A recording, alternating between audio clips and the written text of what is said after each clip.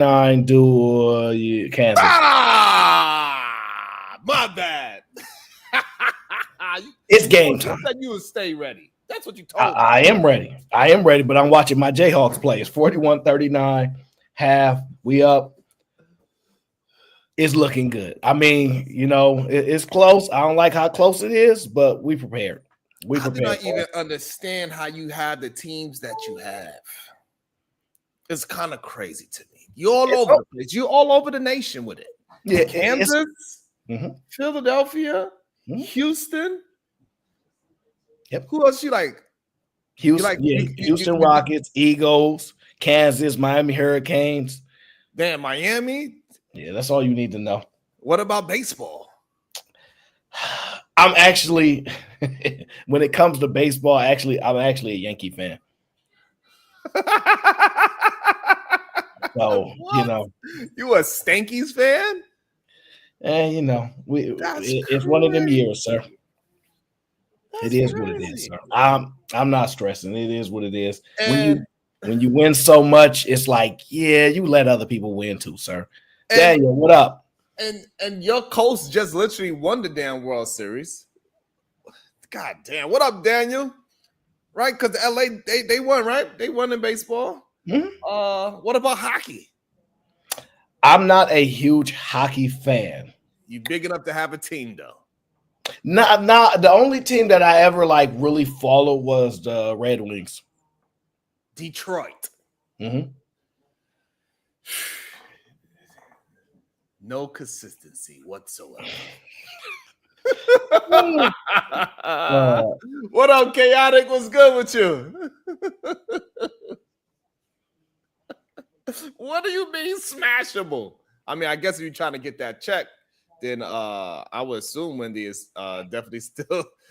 Hey, listen, but I do know one thing. Dealing with somebody with dementia is no easy thing. I had to take care of somebody with it. It is a difficult thing to do. I'll make sure I drop it early so this way I won't get cursed out, because last time I got accused of not dropping the link.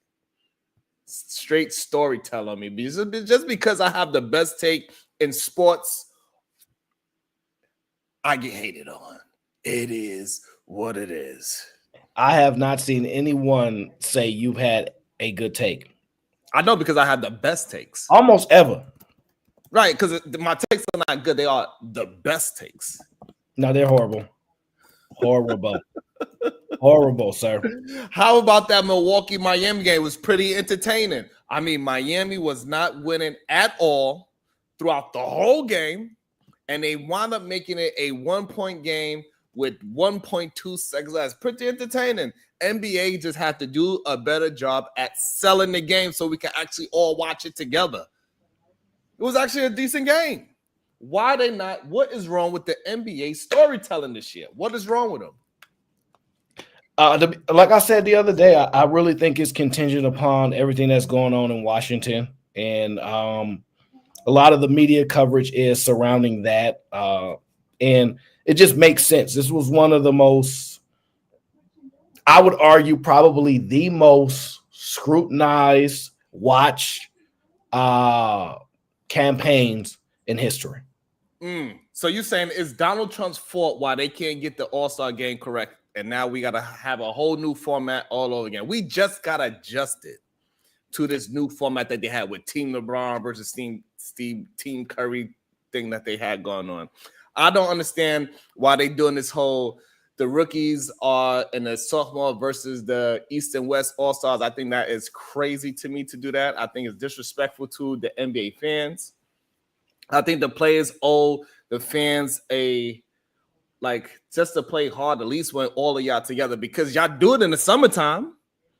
I don't understand. If y'all can do it in the summertime when nobody's watching y'all, why the hell you can't play hard when there's an all-star versus all-star team when everybody's watching? That's kind of wild to me. And if you can't do an East versus West, what y'all need to do is because what people really care about, really how we gonna make y'all play, and we do America versus the goddamn others. Whatever that is, the overseas versus America, and then because we know for a fact them overseas play, Aaron, no, they're going to try to bust their ass if they had an all-star game like that. Well, it's battle for the eyes. So like every industry battles for the attention of the consumer. So that doesn't matter what industry it in, whether it's political, whether it's financial, whether it's entertainment.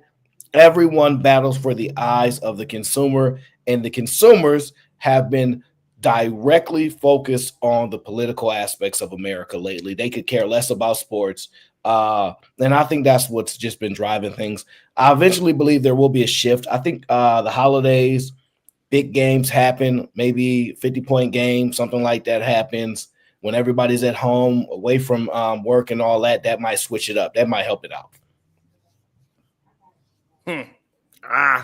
Maybe. I don't know. I don't see it.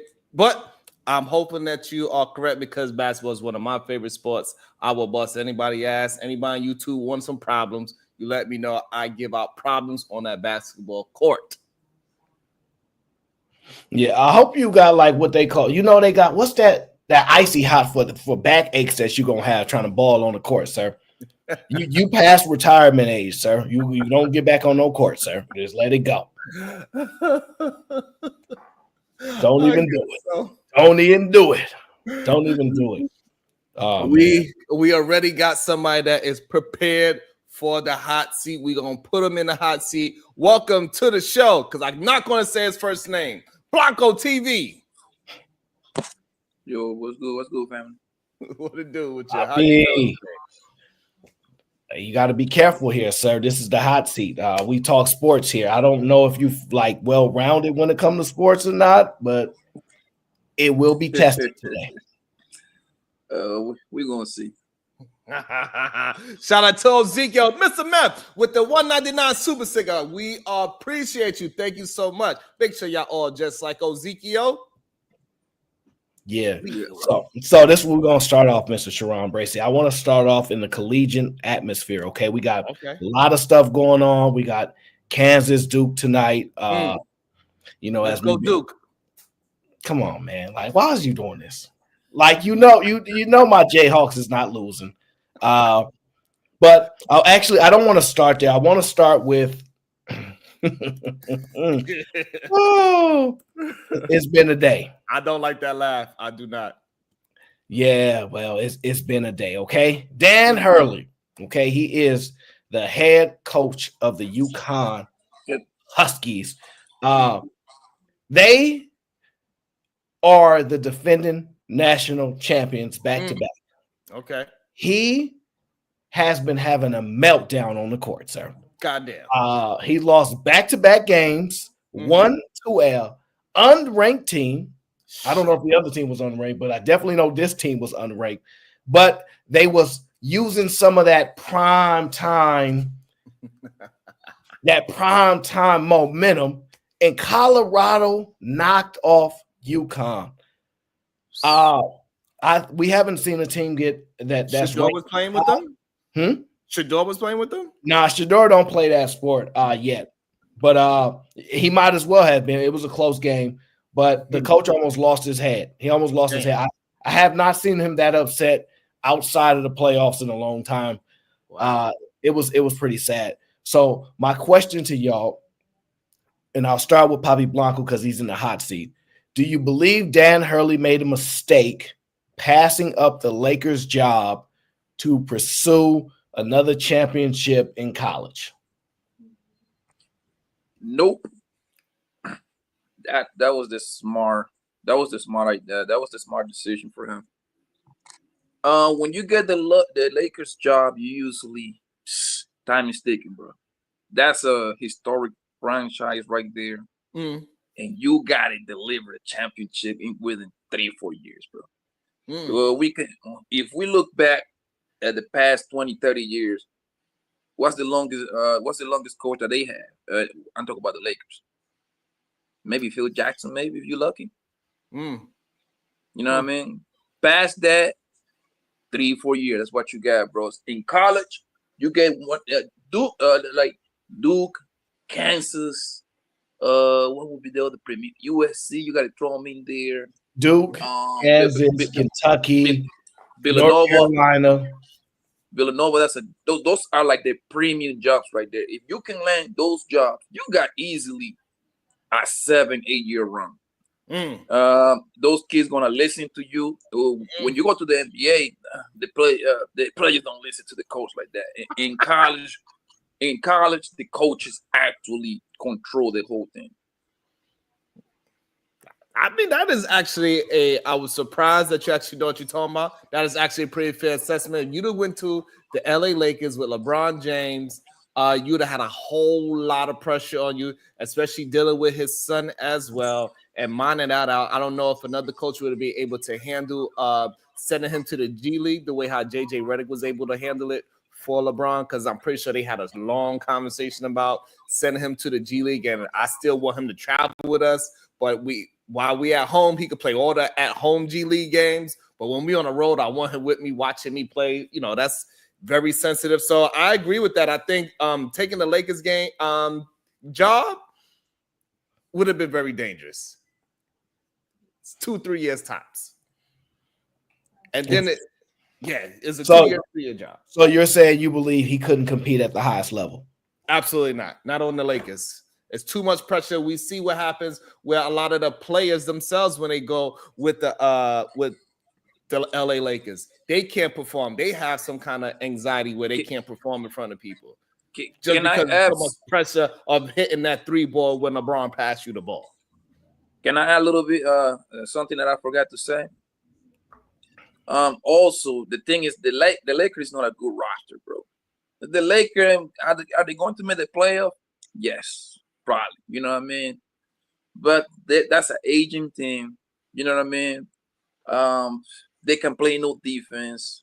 Your best player is Anthony Davis, but Anthony Davis, every time that he go for a rebound, he always get hurt. So he's like injury prone. He just they missing like a third. Yeah, every time that Anthony Davis go for a rebound or run the court hard, I'm scared. Because he might pull a hamstring or something. That's a violation. But LeBron James is still the best player on that team, without a doubt. I don't think so, bro. Anthony Davis is their best player. Yeah, y'all don't know how to stay on point. So I accept the answers. I think that I don't think he's going to win this year. So I definitely think he's not going to be able to. I understand the feat that it is to win 3 in a row in college. It's almost never been seen to be done, especially in the modern era. Obviously, you got UCLA with John Wooden, which we are not to discuss that because he had Kareem and then after. So that's a pointless conversation. Absolutely, that's a pointless conversation. But currently, we have not seen. I don't think we've seen a team three-peat. The last time a team won back-to-back, who was the last team besides UConn that won back-to-back? Florida, maybe? I think it probably was. It have to be the Gators with the guy with the long hair. I forgot the guy's name. Matter of fact, that's what I just said. I just Joakim said Noah, Florida, right? sir. Noah. You're talking about Joakim Noah and Al Horford. And then they had what was his name? Humphreys? God dang. And they had that white boy that could shoot too. Anyways. So I think that was the last time prior to that. So winning 3 in a row, it's really almost unheard of, right? Especially in the modern time. So I understand the desire to give it a chance. Plus, he had a really good team. They was rated number 2. They just lost back-to-back. They're not going to be ranked number 2 anymore. So they may not get favorable seeding down the line because 2 games, unless you win out the rest of the year, which is really hard to do, you're probably not going to get a 1 seed. You're probably going to get a 2 seed, maybe, depending on how things go. But I would say it was probably a good idea to go back to college, just like you guys. But I do believe that if he had desires to go to the league, passing up that opportunity, he's probably not going to get another one like that soon. I'll say that. There's not a lot of prestigious jobs like the Lakers, the Knicks, Chicago, even though Chicago ain't worth nothing, but technically they are, Golden State, places like that. I understand. But it's one of those moments. So I will concede that, but I don't think it's going to work out the way he thought it was. In his head, he like, I'm going to pass up this money because he can make just almost as much money in college. Very close. But the challenge, to the pinnacle, to be at the highest realm of competition, which drives the most competitive coaches, it just tells y'all how much those coaches care about their legacy, and they don't believe that they can compete the way that other people do. Mike Krzyzewski never wanted to leave because he knew his legacy was dominance at Duke. It would never be like that in the NBA. He would destroy his legacy. So I understand, maintain your college legacy, but it is what it is. Yeah, I guess so. And the Gators was the last team to do it in the 06-07. So I was correct. Excellent. Yes, you was correct. So was the Gators. Yeah, and I think the NBA is just different. You know, players coming all drunk. I just seen a clip of Lou talking about he was playing for Doc Rivers and he was at the club and he was about to leave so he could go get his proper rest. And then a group of girls came in. He wound up staying in the club, popping bottles, getting drunk. And then the coach tried to put him in the game and he said, "Hey, Doc, I ain't gonna lie to you, I'm drunk." Who has background feed? It must be Poppy. Yeah, it's definitely Poppy Brown. You know, he always trying to do two things. He believes he can do multiple things at once, and he can't. I don't know why he think he can't. That's because he multiple lingual. That's why. So he think he could do more than one thing. He be trying. He be trying. Yeah.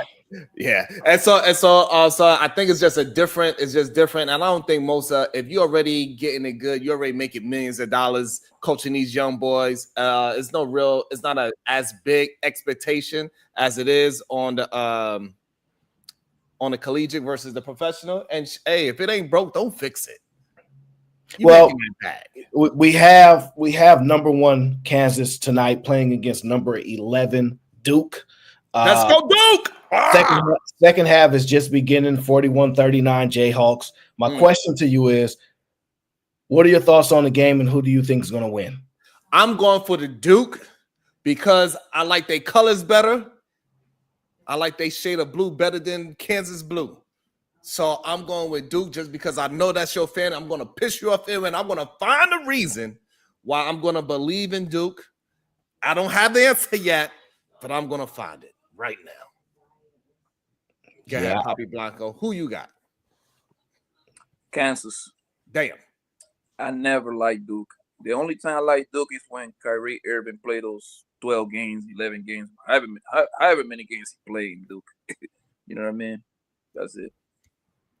That's how y'all come to y'all conclusion. Fair enough. Well, maybe you guys will learn how to analyze the game better. So it's not about who you like more. It's about who the better team is. And currently I have the Jayhawks, the more experienced team, the more proven team.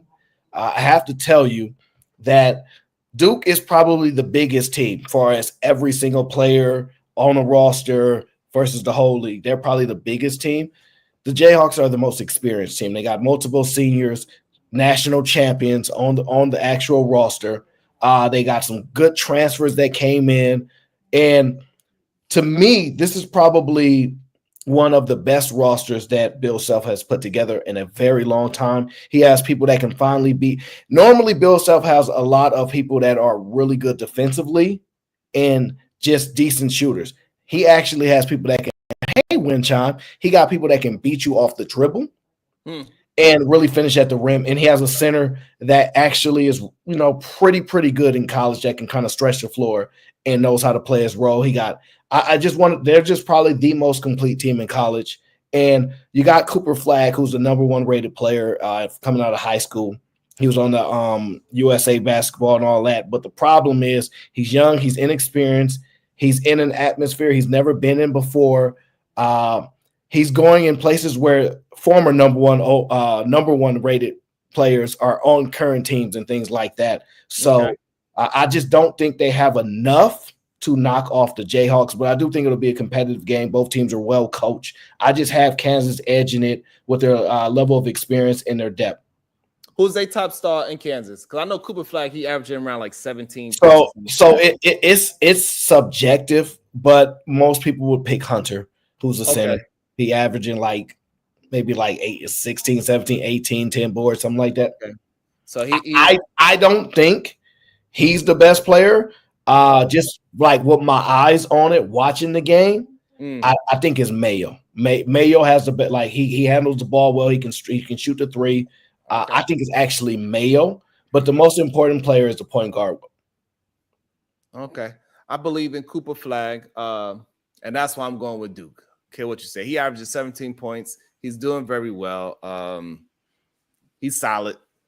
And I think Duke being underdogs, I think it's something about college. When you are underdog, you just play so much harder and you wind up playing up to your competition instead of like how good teams play down to their competition. And I think that's what happens a lot in college. And that's how come we see so many upsets in college, because they have a chip on their shoulder. They might not beat nobody else for the whole season, but they'll beat the number one team, similar to what's happening to UConn.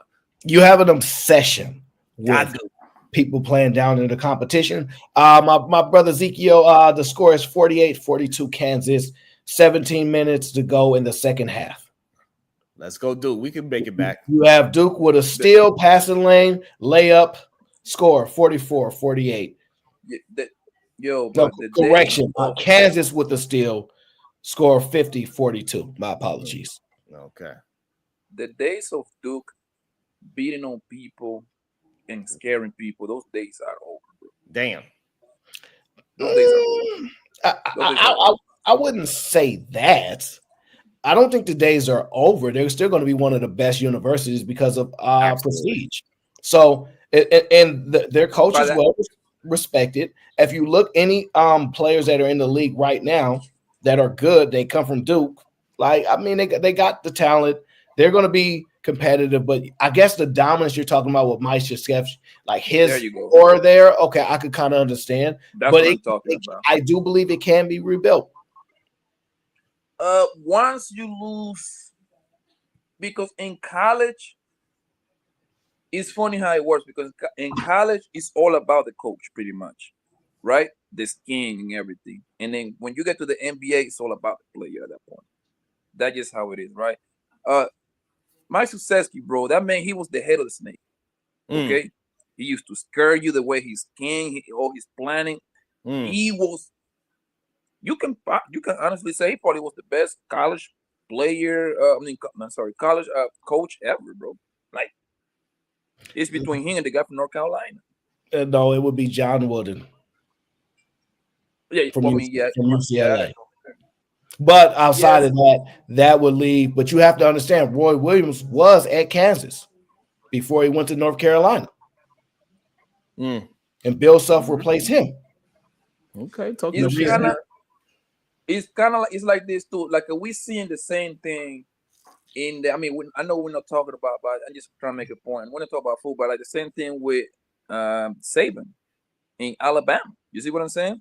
Saban retired. Now everybody going to Alabama head. The same thing's going to happen to Duke, bro. They're going to pay their best. They're going to try to humiliate them now that my success is not there no more, bro. From now on. They're still going to get top recruit, right? Because they still a big name when it comes to this basketball thing. However, it's not going to be the same, bro. Those days are over, bro. It's a hard year for basketball, period. College or pros. It's rough. Neither one is getting it together. I don't know what the hell's going on. The NBA just started. It's looking ugly. The NBA just started. You know, the real season of the NBA start after NBA All-Star Weekend. That's when we start actually watching. Let's be honest. Right, and I mean, that's fair. But what's the score now? Is Duke starting to make their comeback? How's the rookie? How's the freshman? The freshman is playing pretty quiet right now. Really? So Flag is not Cooper now?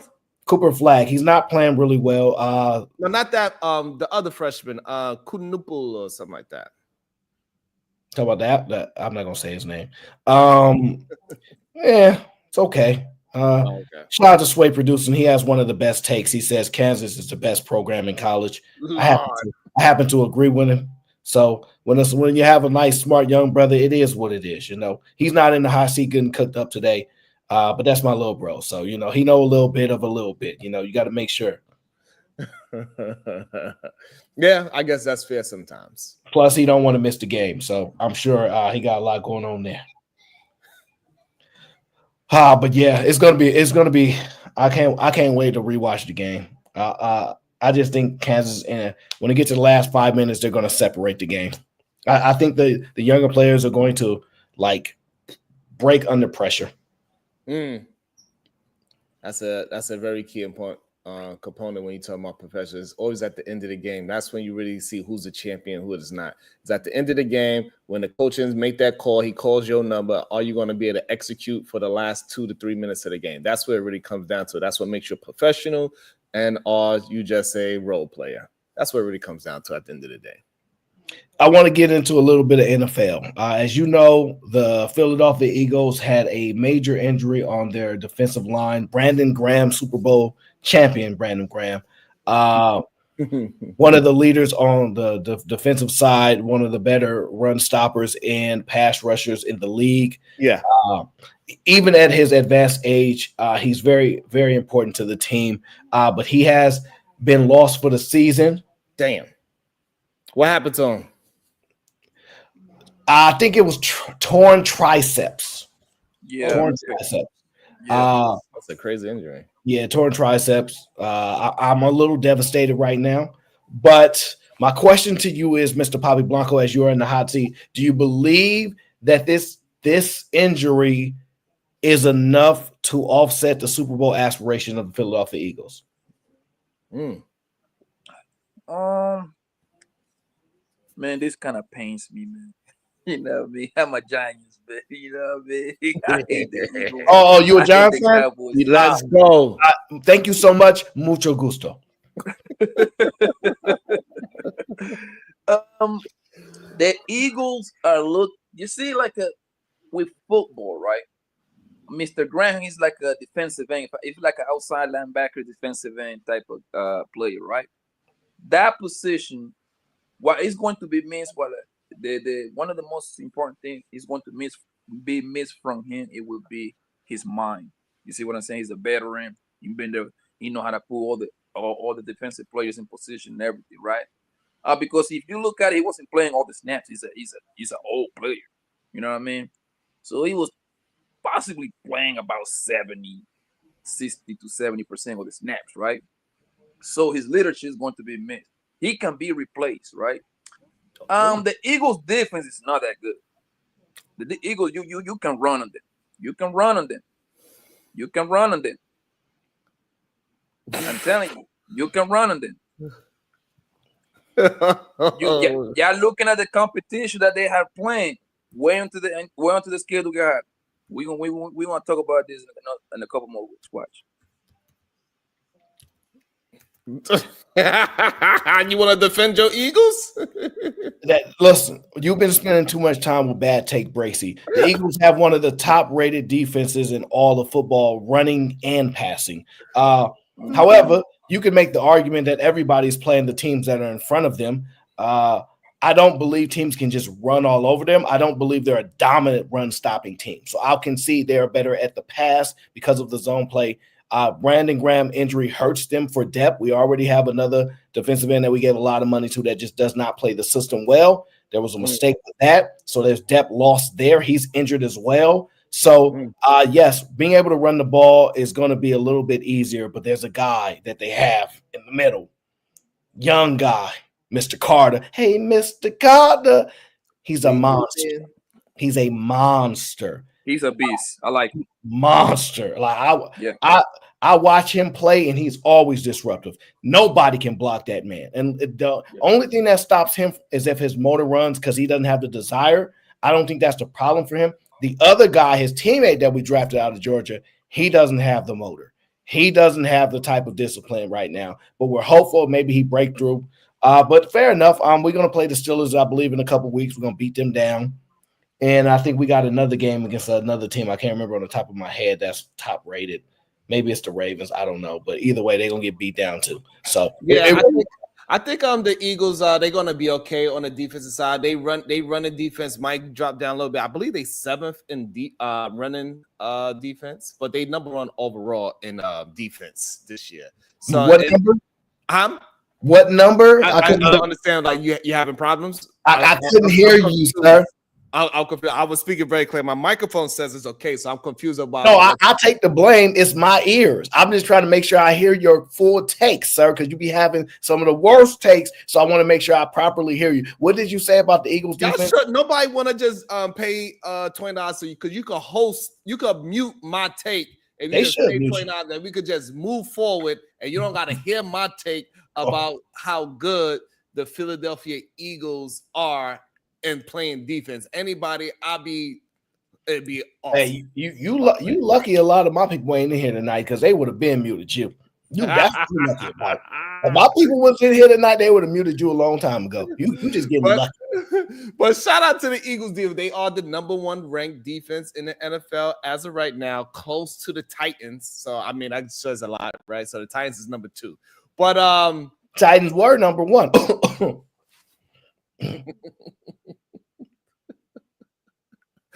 Anywho, I think I believe they ranked them like 7. They still. What happened? What's going on? It's just a great defensive play by Kansas Jayhawk. Oh my gosh, saved that layup. It was just a really good play by one of the veteran players on the team. We needed that. Well, I hope that now.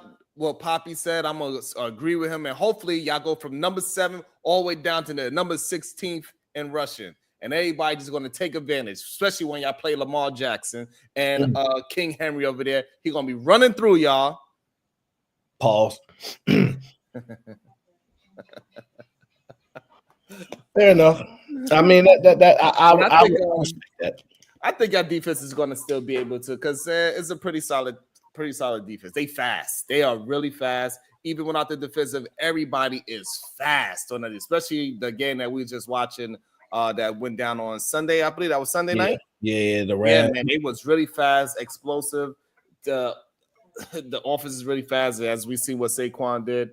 As long as Saquon stay healthy, I do not see anybody really slowing down your Super Bowl aspirations. Saquon is the key. He is leading the team. He is carrying that team. Without Saquon, without the New York Giants, there ain't nothing. I believe if the season ends right now, Saquon Barkley should be the MVP. It's between him and the guy from Detroit, Goff. You got to beat them too. Detroit? Yeah. Who? The quarterback. The quarterback, Jared Goff, yes. Hell no. It's between him. I would make a better case for the Bills quarterback over Goff personally. Absolutely. Just solely because if you look how he started off the season, almost no interceptions for like the first 6-7 games. A lot of his talent got shipped away. He's playing with reduced players. And if he goes down, the Bills go down. I mean, that's for every quarterback, though, in my opinion. Not for the Eagles.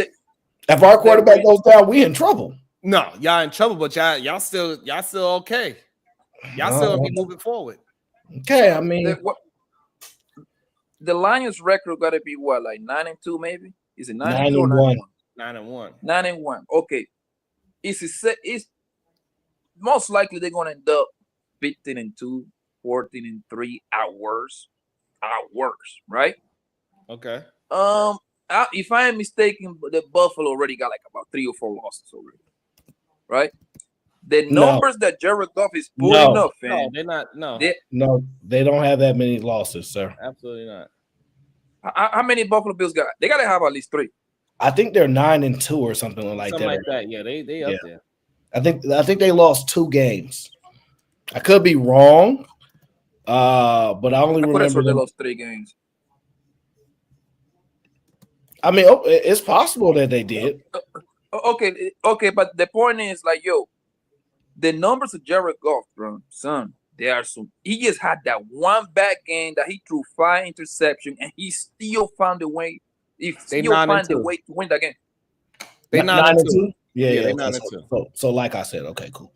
Oh, yeah, they 9-2. Yeah, but when it comes to the MVP, it's about the numbers, bro. Jared Goff numbers are better than goddamn. It's not just the numbers, though. It's a combination of things. It's the numbers and the storyline.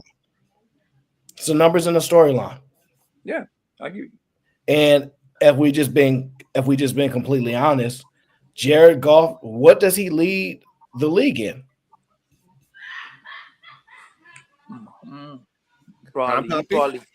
He probably top.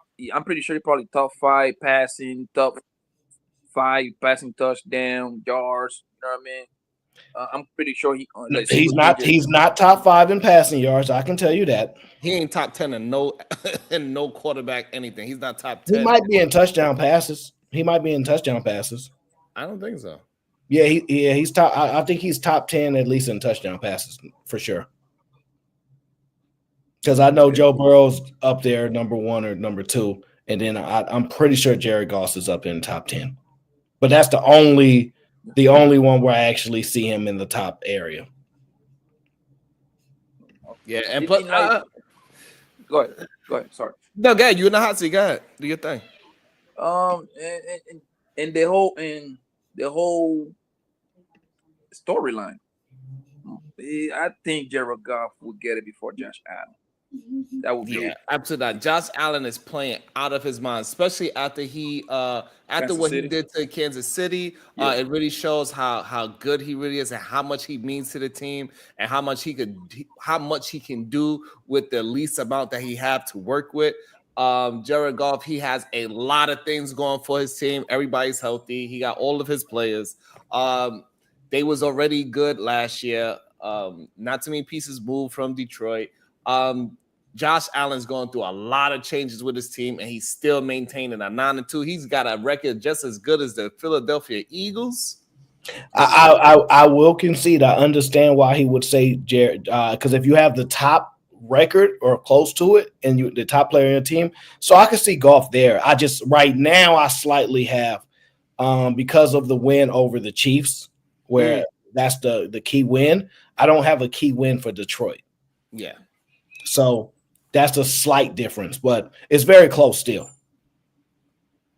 I think Poppy Blanco is the only person that would even consider Jared Goff for a serious MVP running. No, he's not the only one. I consider him up in the MVP race for sure. Shit, he ain't nowhere. He ain't even close to King Henry. I think he's ahead of him. Absolutely not. Henry goes down. Okay, if you have to tell me your top 4 picks for MVP, what are they? I don't got top 3. I got 3 though. I got Saquon Barkley. No, I got Josh Allen, Saquon Barkley, and King Henry. Those are my top 3. What about you, Aaron? Let me think about that for a second. While he thinking, I got Josh Henry a little bit slightly above Saquon, partially because I'm biased, but because I believe that if Saquon goes down, even though he is carrying the team, I do believe that they backup running back can do a good enough job to keep them moving through. Josh Allen goes down, that team is over. I mean, literally over. Those other players that I named, they could go down and the team could still survive. They could figure something out. So that's why I would give it to Josh, in my opinion. Still a bad take, but okay. Damn. Because we saw what happened when Saquon doesn't have a quarterback in New York. The receivers are not actually that bad in New York. The receivers are actually pretty decent. I don't know how bad the offensive line is. Obviously, it's not as good as the Eagles. I don't think they're terrible. I think that quarterback is terrible. But we know what happens when the quarterback goes down of any franchise. Like we just know what happens. So like that's just a bad argument to have. And as a matter of fact, if you want to make those arguments, you couldn't even have King Henry in the conversation because he's playing right alongside the MVP of last season. I believe I believe your team won when their quarterback fell. Literally. So that's teams can do it without their quarterback. All you need is a game managing quarterback. And I just don't see the Buffalo Bills having a game managing quarterback, but I do see Philadelphia Eagles have a game managing running back. So therefore, that's why I'm giving it to Josh Allen over Saquon Barkley, because the Philadelphia Eagles backup running back would do good enough where is okay. And we still have AJ Brown. You're still going to have Jalen Hurts doing their damn thing, and they still be able to move that offense because they damn near number one offense, and they'll still be able to move it forward without Saquon Barkley. It won't be as explosive, of course not. However, they got a good enough running back. No, Saquon Barkley taking to the next level. Best take Bracey, goddamn. Barkley taken to the next level. I think you off from that one. I got currently Barkley leading the MVP race. I have number 2. I don't know if I can remove him as much as I want to say it. I don't know if I can. Dang. I don't know if I should, man. Who you got? Who you got? The reason why I say it's trouble is because technically he's been losing, but I still probably have Lamar Jackson number 2. I told you. even though he's been losing a few games, like they're still good enough, and his numbers are insane. His numbers are literally insane. It's like he's like playing video game out there. And he doesn't have an all-pro at wide receiver or anything like that. He doesn't have an elite tight ends or nothing like that. And tight end. It doesn't matter. He doesn't have an elite one. And you can argue. You can argue good, fine, but I'd argue almost all the tight ends in the league are good. That's what I know. I would actually argue almost every team that has a tight end is pretty good. I would argue that. Absolutely not. I would argue that. Most people only know about 4 tight ends tops, maybe 2. Knowing people and being a good tight end is irrelevant, sir. But anyway, let me stick to the point. I got Saquon. I got Lamar. Sorry, these Jayhawks are stealing a little bit my attention, as they possibly somebody look like they could get throughout the game right now because it's not looking good. Outside of that, I would go with Josh Allen. Okay, so you have it, but it's between Josh Allen and Jared Goff, but I got Josh Allen slightly ahead, like I originally said. Okay. I'm surprised you got Lamar Jackson so high. I like your pitch, but I believe it's going to be, if the season right now, like I said earlier, Saquon Barkley should be number 1, and I got to put Jared Goff like 2 right there because of the same. Okay.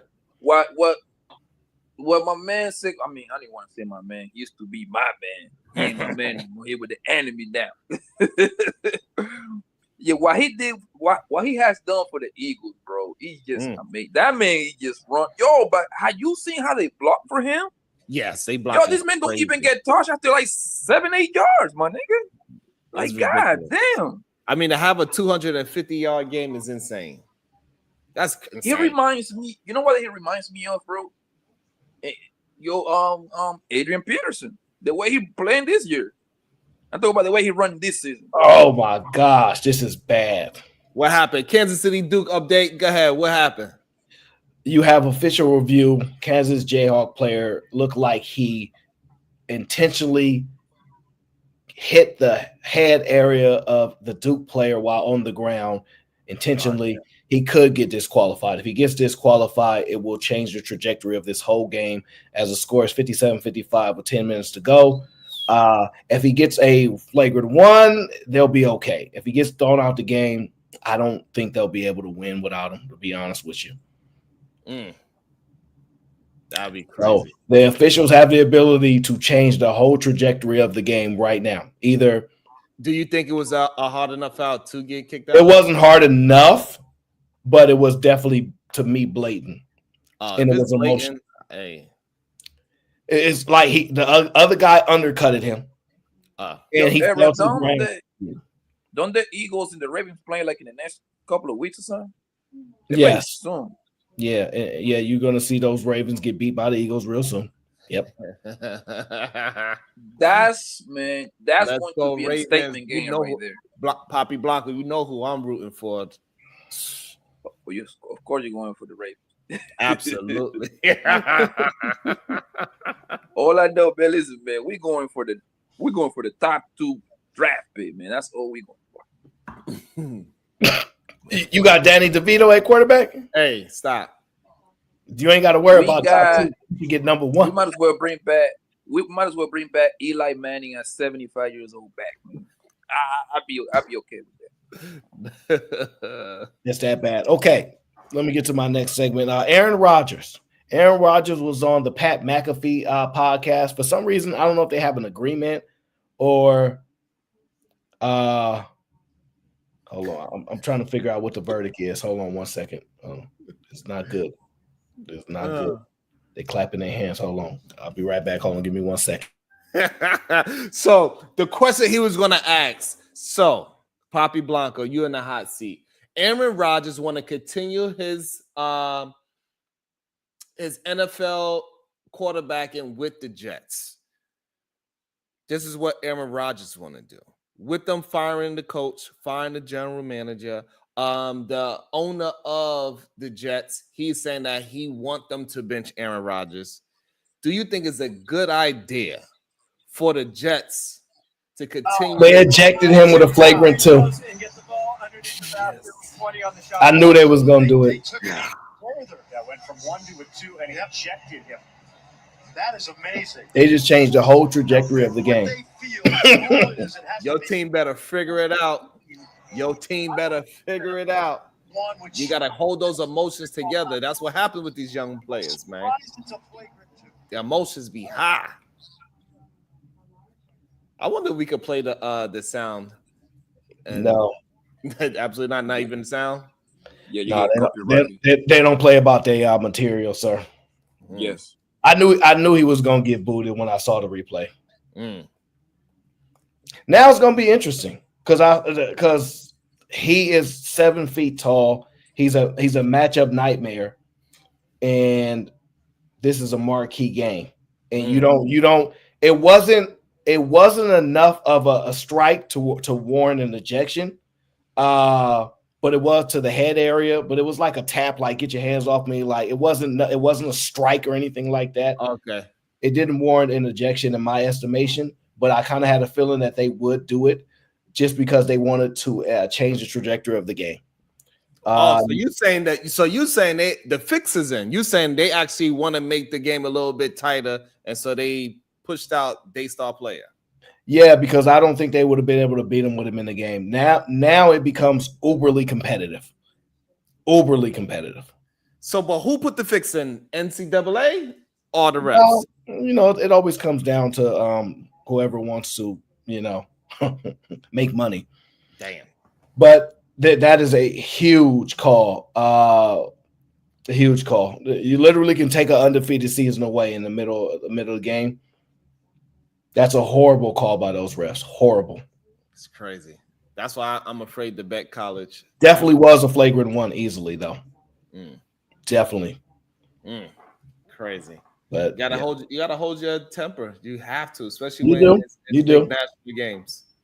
You do, but he felt like he was getting undercut. So I'm pretty sure like these players retaliate the way that they do. They haven't learned to let a backup player come in and make that decision for them. You know what I mean? They haven't learned that kind of stuff. When it's in a heat of moment, you feel like somebody's trying to actually injure you. It's hard not to retaliate. I get it, but that's just a big mistake to make. But when you feel like somebody's trying to hurt you, you want to hurt them back. It's gonna hurt. It's gonna hurt his team, though. Anyway, let's get back to it. Aaron Rodgers was on the Pat McAfee podcast, I believe. I believe he's ESPN. They have some type of partnership agreement. Yeah. And on that podcast, I believe he was asked if he wants to return to the Jets. And Aaron Rodgers said the number 1 team he would like to play for next year is the New York Jets. My question to you is, should the Jets want him back? Mr. Hot Seat, what's your thoughts? Aaron Rodgers days in New York are over. Of course, that's the political correct answer to say. You know what I mean? He's still employed by them, so obviously. Once the owner, he leaked out that Woody Johnson, that's the owner of the Jets, said that he wanted to bench him. That bridge is burned down, bro. He's over. He ain't gonna play. That means he don't like you no more. You became the ugly girlfriend. You got fat. It's time to kick you out. That man, he's dumb. And I'm gonna go ahead and say, let me see. It's like a week, number 12, I believe, coming up. Yes, week 12. Yes, Aaron Rodgers is going to get benched by week 15. He's 17, so but he's gonna be benched in the last 2-3 games. Wait, you think he's gonna get benched? Yes, he will. It's very simple. If I'm not mistaken, the Jets is like 3-8, I believe that's the record. Yeah, I think they only got like 3 wins, right? Yeah. So at that point, you need to assure yourself to be drafting in the first top 7 spots, right? Wow. It's a lot of things with 2 and 3 wins. My Giants, we in there, and hopefully we get a top 3 pick, right? So you might as well bench Aaron Rodgers for 2 things, so you can ensure yourself of losing the last 2-3 games of the season, right? So you can get a better spot at a higher spot drafting a quarterback because they got to get a quarterback. And number two is to kind of save Aaron Rodgers for getting hurt because most likely they're going to trade him in the offseason, little 3rd round, 4th round, 5th round pick, something like that. They want to trade him for something. I disagree. I think you think somebody's going to give them a pick for Aaron Rodgers? Aaron Rodgers, I think one thing about the NFL, family, Deshaun Watson got 5 picks, bro. You know what I mean? But Deshaun Watson was at the top of his game, though. He was cooking. Pro Bowler. Yes. He was cooking. Yes, but Aaron Rodgers still got that name. It's 32 teams in the NFL, bro. They only need one desperate team to give him a pick. I would say something between 4th and 5th round. Nothing crazy. They would give him up. But I think going with the backup quarterback is just as dangerous if you're trying to tank. Tyrod Taylor, he could play. There's a reason why he's a backup. No, it is. There's a reason why he's a backup. And the crazy part around, it's a good career backup, actually. He's been in the league at least, 12 years at least? We can prove it right now, Sharon. What outside of the team he's currently on, what team would he start for if he wasn't on that team? Tyrod Taylor, he would start for North Carolina.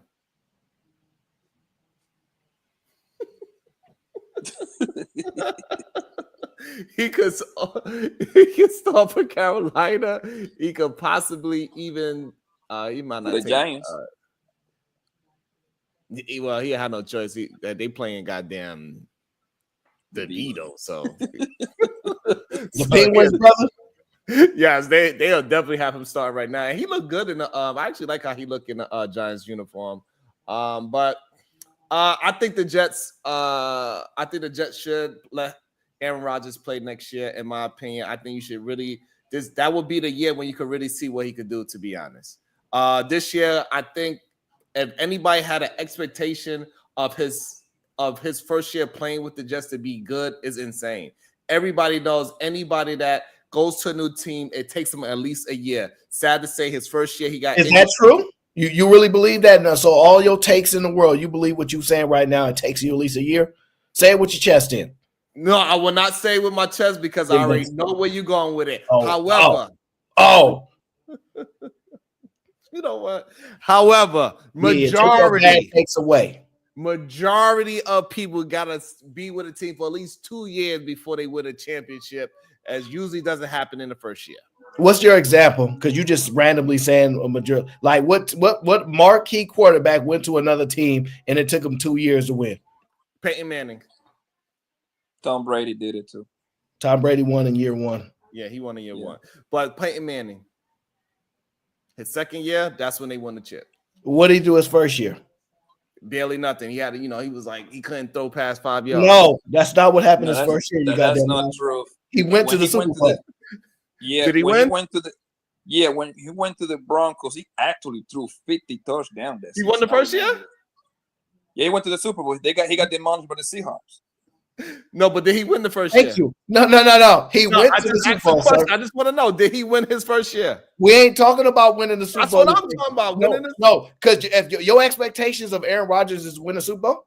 Yes. The second year. Listen, in the AFC. Listen, in the second year, that's it. He got to have at least 1 year under his belt. He got to have this 1 year. Sir, that's how I know you full of crap. Let me tell you why.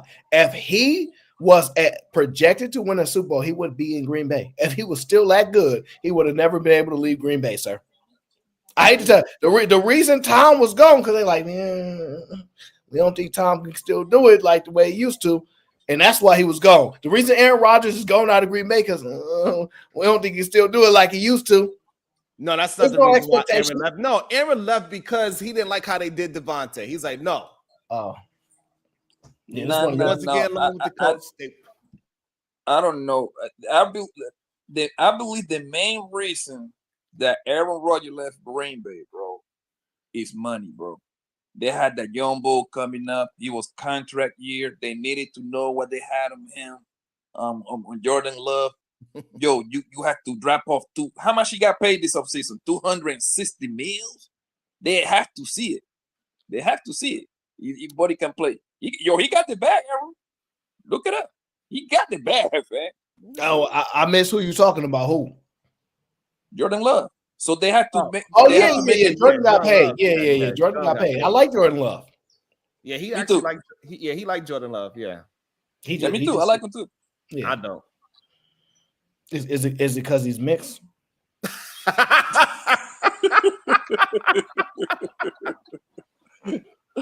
I ain't messing with you. I ain't messing with you.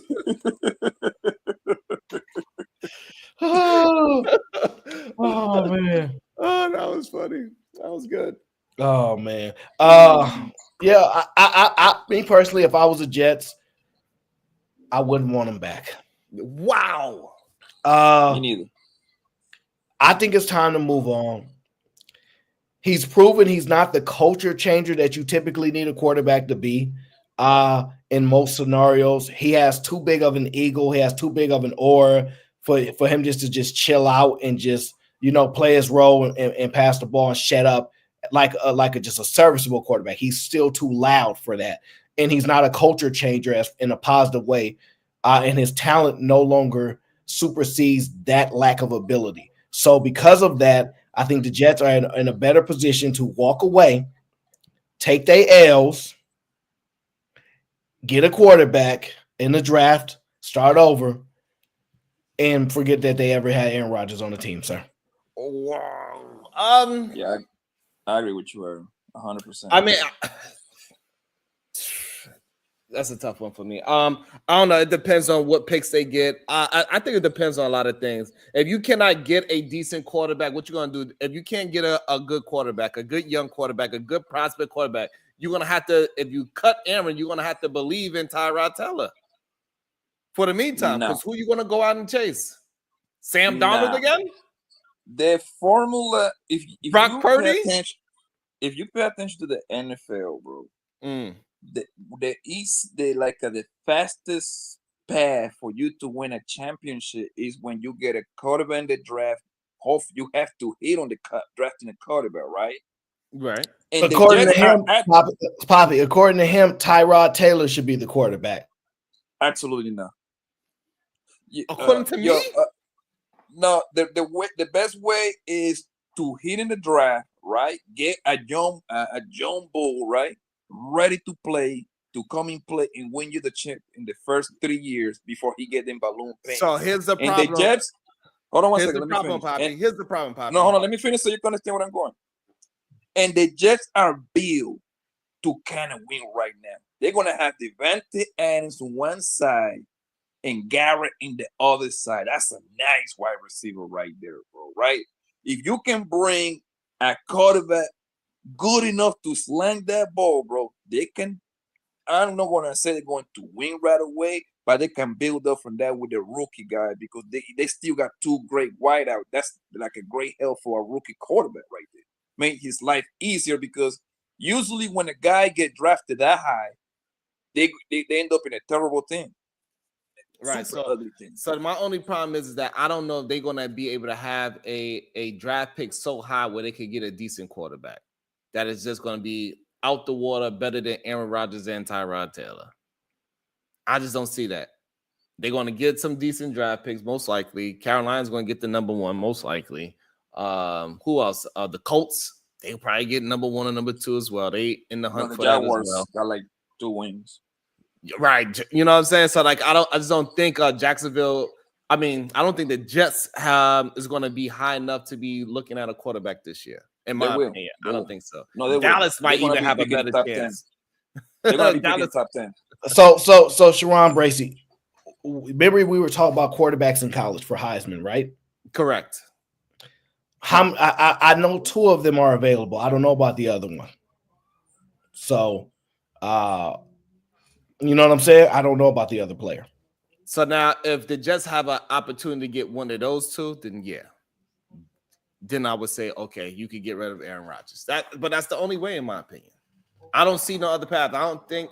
Well, here's the problem with what you're saying. If you don't get rid of him, then you'll have the same problem the next year. He'll win 4 or 5 games, and you won't get the number 1 pick the next year. I'd rather test it out and see how bad he plays or how good he'll play. Yeah, that's why they won't hire you for GM, sir. Well, they need to, because I'm going to have faith in what I could see. Like, the man can still play. We need a better offensive coordinator, and we need to get him some. We need to get an offensive line. As we can see, we understand that you got to spend the money on the offensive line. I don't care how good your quarterback is. If he only have 2 seconds back there, he ain't gonna be able to do shit. That's why he's scared for his life back there. That's why he only want. As soon as they say, "Hey, you got to do this," no, 2-second quick slant. That's all he does, because he's afraid of his life. The last time when he tried to play with that goddamn one line, he broke his goddamn leg damn near. So he's like, F this. He throwing that ball right away. He's afraid for his life. Spend some money or go ahead and draft. I don't know. You had to figure out, but you need to get that man a line so he could feel protected. And then now you can actually run some goddamn NFL plays. That's what he needs. Yeah. Did you notice the Jets? Let me ask you this. Did the Giants have to cut Daniel Jones to that? Absolutely. Why? Yes. Because they were afraid to turn him into a tight end, because that's what he need to play. He need to play tight end and not quarterback. And he need to be a little bit more like Tebow, where you could just put him in on situation 3rd and 1, and he could either run or pass, and he'd be just an RPO like Justin Fields. That's what he needs to be. But he need to be playing tight end, blocking. You 6'4", you fast as hell. Be a goddamn tight end. So are you saying he's not the best quarterback on that team? I'm saying he's not remotely. In the NFL, he's probably like the worst quarterback in the NFL. Not my question. No, he is not the best quarterback on that team. Drew Lock, I'm pretty sure, played better than Daniel Jones. Then how come? Oh my gosh! I'm pretty sure Drew Lock played better than Daniel Jones. I agree with that. Why did they go with Tommy DeVito? I have no idea what was that. Well, you know why they went with Tommy DeVito? The same way same reason why you're not getting a GM job. Because they know they need to tank in order to get a top quarterback in the league. That's why. But that's not what we're talking about. That is what we're talking about. No, we're talking about why they get rid of Daniel Jones. Should they get rid of Daniel Jones? Yes. Either that or make him a tight end. Part of the reason they got rid of Daniel Jones is so they can tank. No, they was going to tank regardless if he played or not. No. See, it didn't matter. Daniel Jones played they need to tank, and they need to get off of that money, sir. That it was a 2 for 2, like at McDonald's, sir. Yeah. Okay, I agree that he's going to get cut regardless, most likely. But what I'm saying is that regardless, if Daniel Jones would have played, they would have been losing. And guess what? And guess who predicted all of this, man? Who that? Me. I predicted this 3 months ago at Red Midnight Channel, bro. You can highlight and ask him. I'm like, yo, Daniel Jones will not be the quarterback for the New York Giants by week 13. Fam. Damn. I was right on the money, fam. You got to send us that soundbite. It looked like this time he see you. It looked like Duke is doing very well according to Aaron O's face.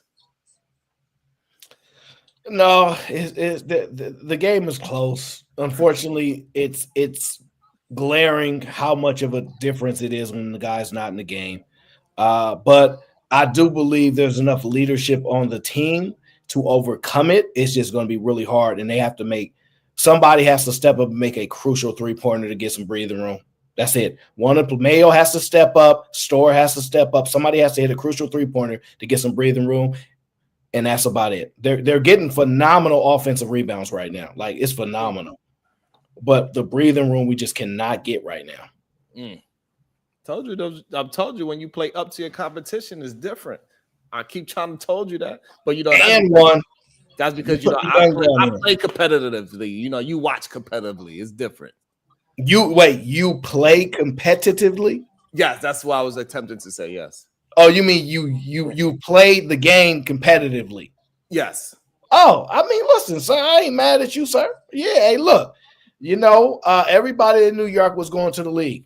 Everybody. Like, I ain't met somebody from New York that ain't said, yo, I was about to go to the league, but pull my knee out. Mom was needing some money in the house, Yeah, I was gonna rap too. You know what I'm saying? Rap. So I've heard it all. The New Yorkers always got to get. Go ahead and tell us what's your reason why you didn't go pro. Because Cameron and Mace, they was hating on me. So because I bust their ass up in Rucker Park, and so they was upset. And then so they tried to, they made some phone calls and all that. You know what I'm saying? But it is what it is. And then so they was out there pushing Telfair instead because he was closely related to Starberry. And it is what it is. And that's what happened. It was between me and Telfair. It is what it is. Oh, so y'all was teammates? No, we was rivals. You know what I'm saying? Oh, you was on the other side of town. Because he's from a certain part of Brooklyn that, my part didn't really like. How big is Brooklyn? Big. It's very big. Yeah, that's what they say, but it's probably pretty small. Nah, it's actually huge. It got a lot of people, bro. Yeah, everywhere got a lot of people except for like New York family. Like for example, where me and Poppy is from to get to Coney Island, where Telfair is from, is like an hour, maybe 2 hours. Y'all just got bad cars. Y'all need to get a car that go faster, son. That's clear as day. Y'all don't know how to get the new vehicle. Guess what, family? We don't even need cars in New York, man. Matter of fact, having a car in New York play against you, especially in Brooklyn. Oh man! Everywhere you go, you got to park. It's $30, $40. Yeah, it's crazy. You know what I mean? It takes 3 hours. So Brooklyn is huge area. It's parts of Brooklyn that a lot of melanated people don't even go to. They're like, you know what? It's not even worth me going over there. Yeah, it's so far.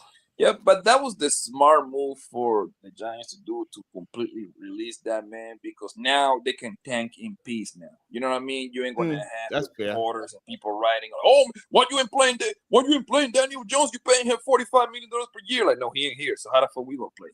You see what I'm saying? Sure, and with the Jets, now they have to actually, that lets you know what is a good organization, a bad organization right there. The Giants is a premier organization right there. Look how the Jets is doing. The owner turned around and said that he want to bench Aaron Rodgers. Aaron Rodgers said he want to come back, but in reality, he want to cuss that nigga out, bro. Let's be honest. So I do have a little bit of pop culture. Poppy Blanca, maybe you actually might know because you be knowing about some of the ghetto hot mess that be going on in these YouTube streets. Have you ever heard somebody called MK Slatt? Slime, no. he's like one of those comedian rappers. He's really popular. He got over 1 million subs on his YouTube streets right now. He's one of those people that act all wild and crazy. Like, you remember Boot Gang? Oh yeah, that boy, he changed life. That boy like a pastor now. Yeah, so like MK Slatt, he's like that. He's wild. He do a lot of like comedy skits and he act crazy. But it seems like it's really something wrong. He might be bipolar. And what he recently did, he faked his death so he could sell his new goddamn album and his new comedy. Isn't that illegal, sir? Hey, he put it out on his goddamn TikTok that he got deleted. And then all of a sudden he got a new album and he popped up doing a new prank. And he's like, "Hi, surprise!" I believe it's illegal to do that. I could have sworn to. I'm pretty sure it's against the law. He just recently got released from prison, so he is no stranger to breaking the law. Where is he from? I don't even know. He's Slime. That's all I know. He's Slime MK. That's why his name MK Slatt, because that's what they say. Slatt. I think it's weird how these people that is just so egregious become so popular. Poppy Blanco, why do the most egregious people, we just cannot stop looking at them? We have to look at that train wreck. Why? I think people just be looking for entertainment, bro. And that's fascinating. That's fascinating to most people because that's probably something 99% of America wouldn't do themselves. Did he I sell mean, any albums? Well, that's what I mean, I'm about to ask you. I mean, he got between TikTok and YouTube, he got 3 million subs. So yes, I say it worked. Whatever he's doing is working. How much album sales we ain't gonna know yet. They ain't gonna tell you the numbers of how his numbers sell until later on anyway. But We that's gotta like wait a, till the next week. second. That's like the second story of somebody faking their death that I heard in the past literally 30 days. It was somebody else that did it and moved like 3 states over. And he lived for like a bunch of years until he got cut. He trying to cash his insurance check. Oh hell no, that's crazy. But I think he just planted the rumor, right? So he just planted the rumor, and then he's coming out saying, "Oh no, it was a rumor. Somebody said it. It ain't really me. I ain't doing it." You know, so he's trying to have plausible deniability. He got other people to say that something happened to him, so and so. So this way he get his name buzzing, and it worked. A lot of people was talking about him. Sharon, Yeah. he was like some sort of funeral boy dog. That would be the selling point right there, bro. If he went that far, that would be crazy. But you know, like he was just trying to play off the, you know, like how people they just get rumored that something happened to them. So he trying to play like he don't understand that, like he don't know. He's one of those people that play stupid, like he don't know that he crazy. You know what I'm saying? He look wild. He kind of look like I Show Speed. That's what he look like. Why do they all keep getting out of jail, dropping their debut album, sir? What do they do in jail to get inspiration? Right. You're right. I don't think they write in jail. I just think that it's just a free way to get promotion. Jail, death, getting shot, getting beat up is a free promotion. And I think some people is really willing to go that far for some kind of promotion, some sensationalism. And it's scary. You familiar to me, with personally. You familiar with this guy? So before he went to jail, he already have his TikTok and all this thing going on. Yeah, he was still pretty up there. But then after this whole death thing, you know, he had 3 mil now. There you go. There you have it. At that point, it doesn't. Once you got like a following, it doesn't. All you have to do is just write 8 bars somewhere, and you become a rapper. That's it. It's the same, but people absolutely do love train wreck. Especially the more ghetto you are, the more they love it. The more they see you acting wild, crazy, acting like you fighting, going to jail, and just doing the most egregious things possible. And I guess I'm gonna have to agree with you, Poppy Blanco, that they like, hey, listen, I'm not willing to do it, but I'm willing to watch it. I guess so. It's kind of crazy. What's your thoughts on Wendy Williams? And she's gone through this whole dementia thing, and now that the people that is running her assets, they got complete control of it because she has dementia and she is incapable of anything to do with herself. And now people that may possibly that don't have her best interest at heart got control of all of her money, and she got a pretty decent bag. Yeah, she makes a lot of money, bro. Homegirl was on TV for what, like good 20 years, 15 years. Yeah. That's some big dollars right there, yo. Who got control of her stuff? Ain't supposed to be like your parents or whoever she put on the wheel. Right. So she was having a big fight over her estate. I'm not exactly sure who the person is, but that person, it seemed like they didn't have her best interests at heart. But before she was able to get them out of her life, they started to say that she crazy and she was doing weird things and that they can't trust her with her own self. And that's why they had to keep on 24-hour surveillance. And so now those people actually kind of won because they also got the doctors say that she got full-on dementia and she cannot take care of herself. So the people that she was trying to get up out of her life, they got control of her life. So that's why I think is a big thing, and it's unfortunate that happened at the time that it happened. That she got diagnosed. That's how dangerous. Aaron is the financial guy over here, man. So go ahead, Aaron, man. Go ahead. How But is that even possible? Yeah, if the courts deem you incapacitated, if you get deemed by the courts, you don't have the capabilities to operate, to fully functional. They do appoint someone to be, legal guardian or over your assets and things like that.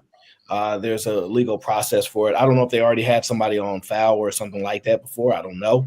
But unfortunately, it doesn't matter how much money you made if you are not conscious and aware of how much money you have, and you got episodes and things like that, and you've been legally identified as someone that is, I don't want to say certain words on the internet, but it's sad to see how her life has been, turning out over the years. It's kind of sad, she's meant a lot to pop culture and to a lot of people, and she's been messy. She was the mess queen, and she has a lot of great moments, and unfortunately, family, money gets messy, and then health. So it is what it is. How big you think she would have been if with all this Diddy things going on and all that? How much higher her personality would have been at this point if she was able to be healthy at this point in time? I think she'd still be at the top as far as like competition, and as far as popularity and girl talk and all that kind of stuff. She'll 100% be at the top for sure. She'd be as messy as Tasha K, but she's technically that kind of thing. She'd be up there for sure. Yeah, and plus I think people actually believe her. Poppy Blanco is what I'm saying. It's like I believe people because she's been saying things about Jaguar Wright and Puffy and how things is a little shaky out there in the world. And I think people have been going to her to see if she spilled extra tea, because they would have believed whatever she would have said. They would have believed her at this point. What's your thoughts, Blanco? I disagree with Aaron. She wouldn't be any higher, and the reason why because she was number one already. You know what I mean? I don't think it's anything higher than number one, right? When it comes to this gossiping, bringing news, breaking news, telling people who the celebrities is smashing and all that stuff, nobody was at the top of their game higher than Wendy Williams, man. So the only thing with this Diddy situation going on, she would have been pretty much vindicated. Like I told you 10, 15, 20 years ago, this man was messing with, you know what I mean, with all kind of people. You see what I'm saying? That's the only thing she would have. I told you so. I told you so. And you don't think that told you so to put her on a higher echelon? Like we might not even be talking about. You know, so we wouldn't be talking already. About Tasha K. She was number one already. Because I didn't know who Tasha K was until Wendy Williams started getting sick. I had no idea who this woman was. No. If it wasn't for when Cardi B did that lawsuit, that's when I actually found out who she was. When Tasha K wishes she's half of Wendy Williams. We all do. Like she was a media giant. Like literally, she was making millions of dollars. You know what I'm saying? So yeah. You gotta understand that Wendy Williams was first in the radio, right? Which is like all people can only hear you when she was on TV. She was on her cocaine, Poppy. Who is the current Montel Jordan? Sharon. Say that one more time, sir. Because I'm thinking like all these women can make so much money off of just gossiping, like at the highest levels. Who is at that high of a level for the men?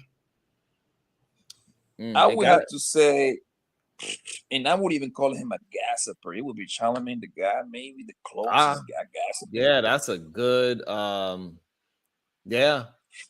He engaged with it. He engaged with it, but Charlamagne, he kind of plays with it, but he still tell you a lot of facts. You see what I'm saying? Because he cannot really full blown engage with it. You know, I don't know if I explain myself well. Yeah, I kind of agree with that. Charlamagne would probably be the closest thing, but the only thing that he doesn't have his own show, and doesn't seem like he's really trying to branch out to his own show. Even when he does his, he did try to do that little TV show, but it didn't click because it was like a news type of thing, and so it didn't really work out. But yeah, I think Charlamagne probably will be the closest thing to a Montel Jordan for sure. That's a great pickup, Blanco TV. Yeah, gotta be. The next closest thing to him is probably Steve Harvey, I guess, because he actually had a TV show. that was more closer Does to Steve a Harvey do gossiping? But Montel Jordan didn't do gossip.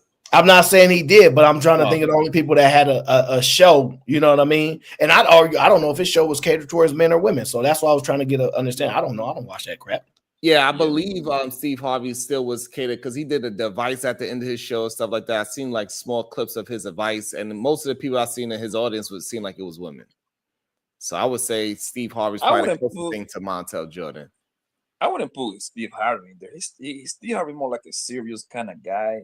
You know what I mean? He probably give you like a little 1 or 2 little relationship advice, and that's about it. But I don't think he get Charlamagne. He engaged into it. Charlamagne be talking about sniffing bitches' panty and all this when they came to the like who they were messing with. He used to say, "Yo, Aaron, you never heard about Charlamagne like 6, 7, 10 years ago, bro? Nah, at the Breakfast Club." Me no. Oh, now you know English. No. Charlamagne family. He's talking. Aaron. No. Listen, bro. Charlamagne used to be wild, bro. He used to say that. I'm a lying. I mean, he started with Wendy Williams, literally. He used to say, "I want to sniff your farts. I want to suck on your ass." To all those. Okay, all right, we moving on. Okay, so in other words, Sharon, I'm gonna have you update the title after the show. You know what I mean? Just update it a little bit because I don't think we're gonna get into half of that stuff there. Let me get back into some NBA. Okay, last night, Sharon, you can tell me because I think you were watching a little bit of the game. The New York Knicks took on the Denver Nuggets. I have to tell you, they beat the Nuggets convincingly.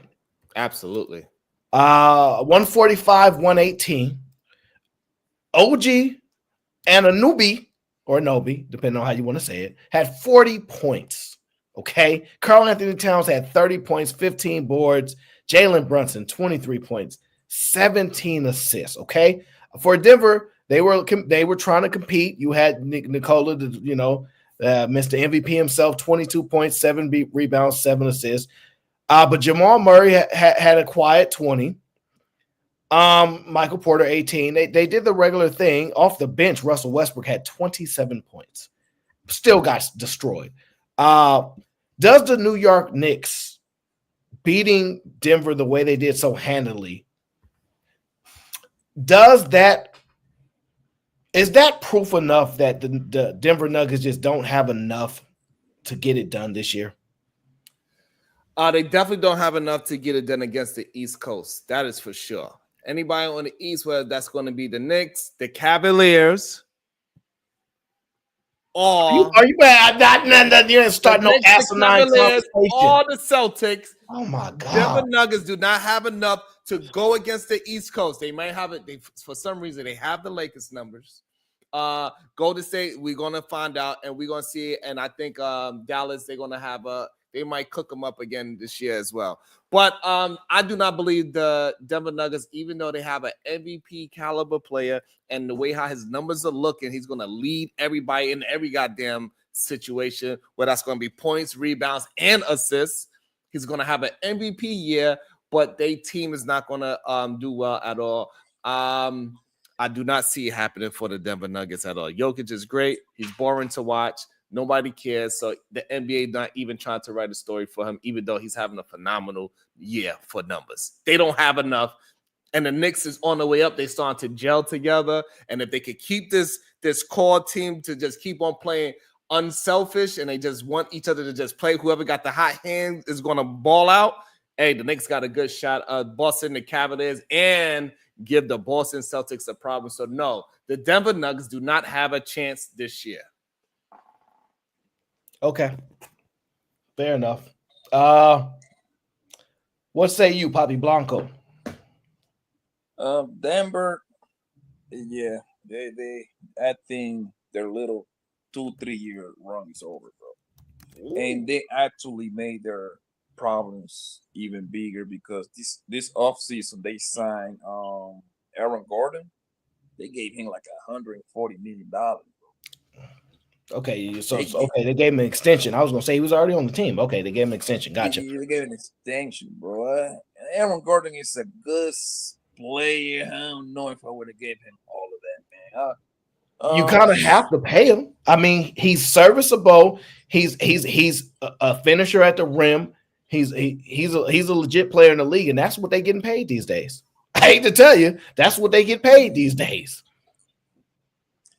The only thing when I saw the signing this offseason, the only thing that came to my head was like, well, they're gonna sign him and then use him as a trade chip to try to trade him for like a explosive player, because I think that they need more athleticism, bro.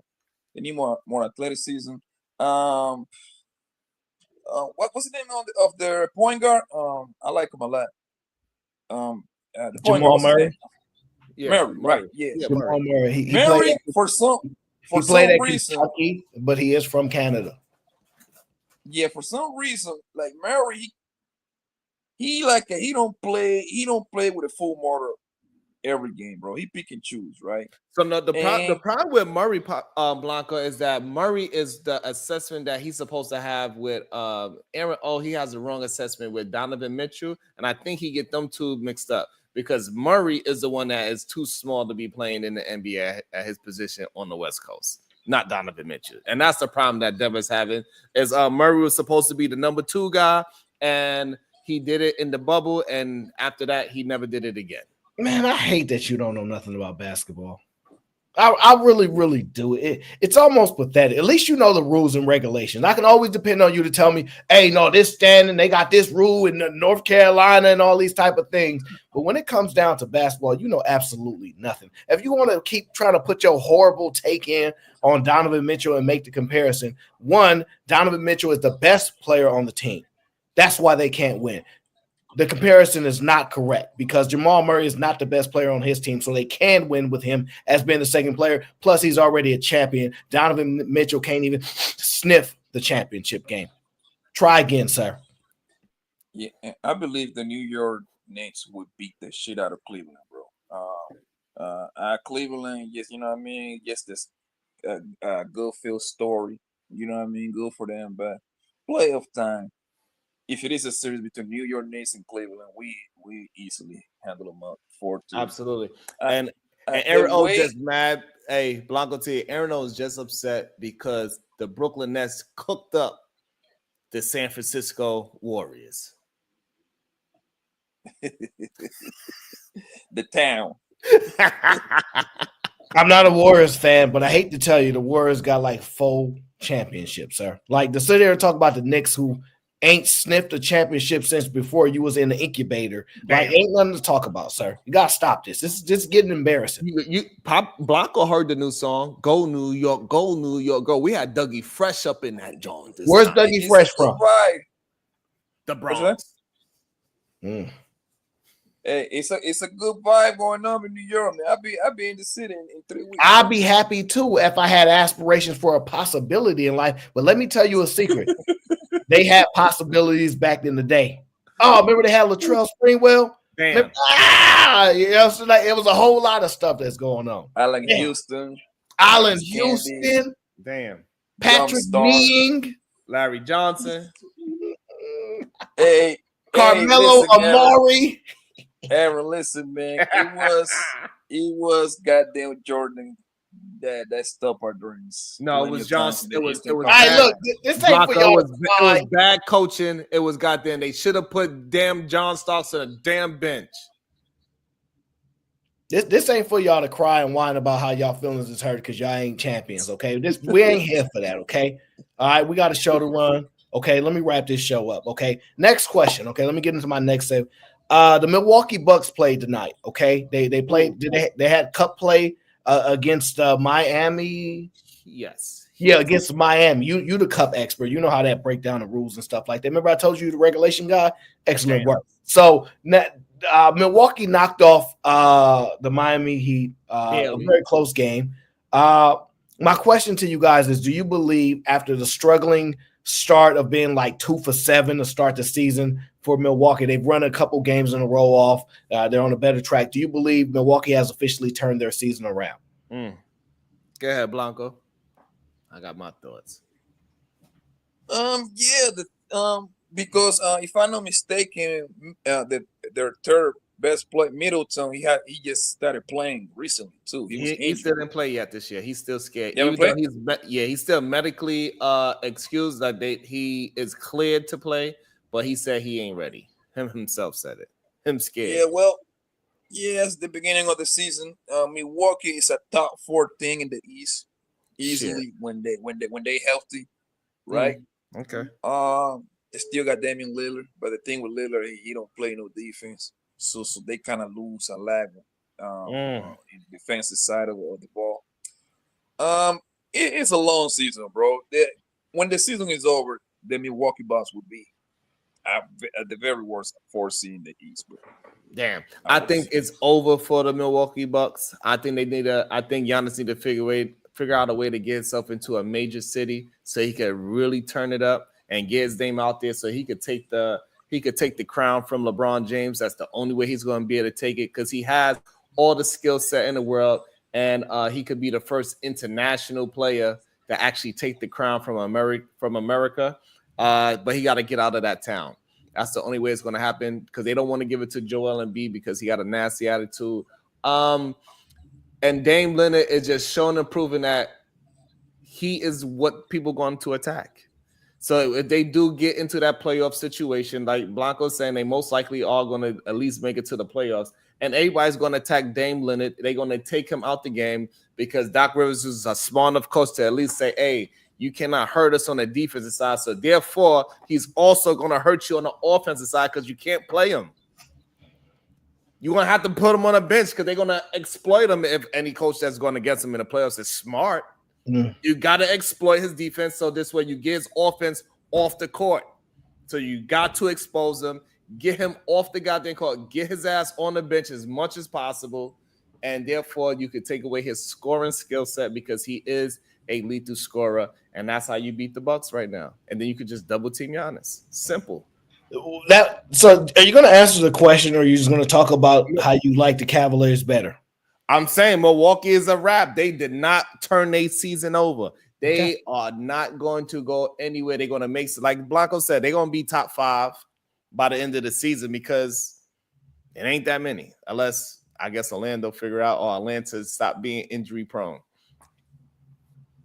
If Atlanta can figure out, then they can make some help, but they never healthy.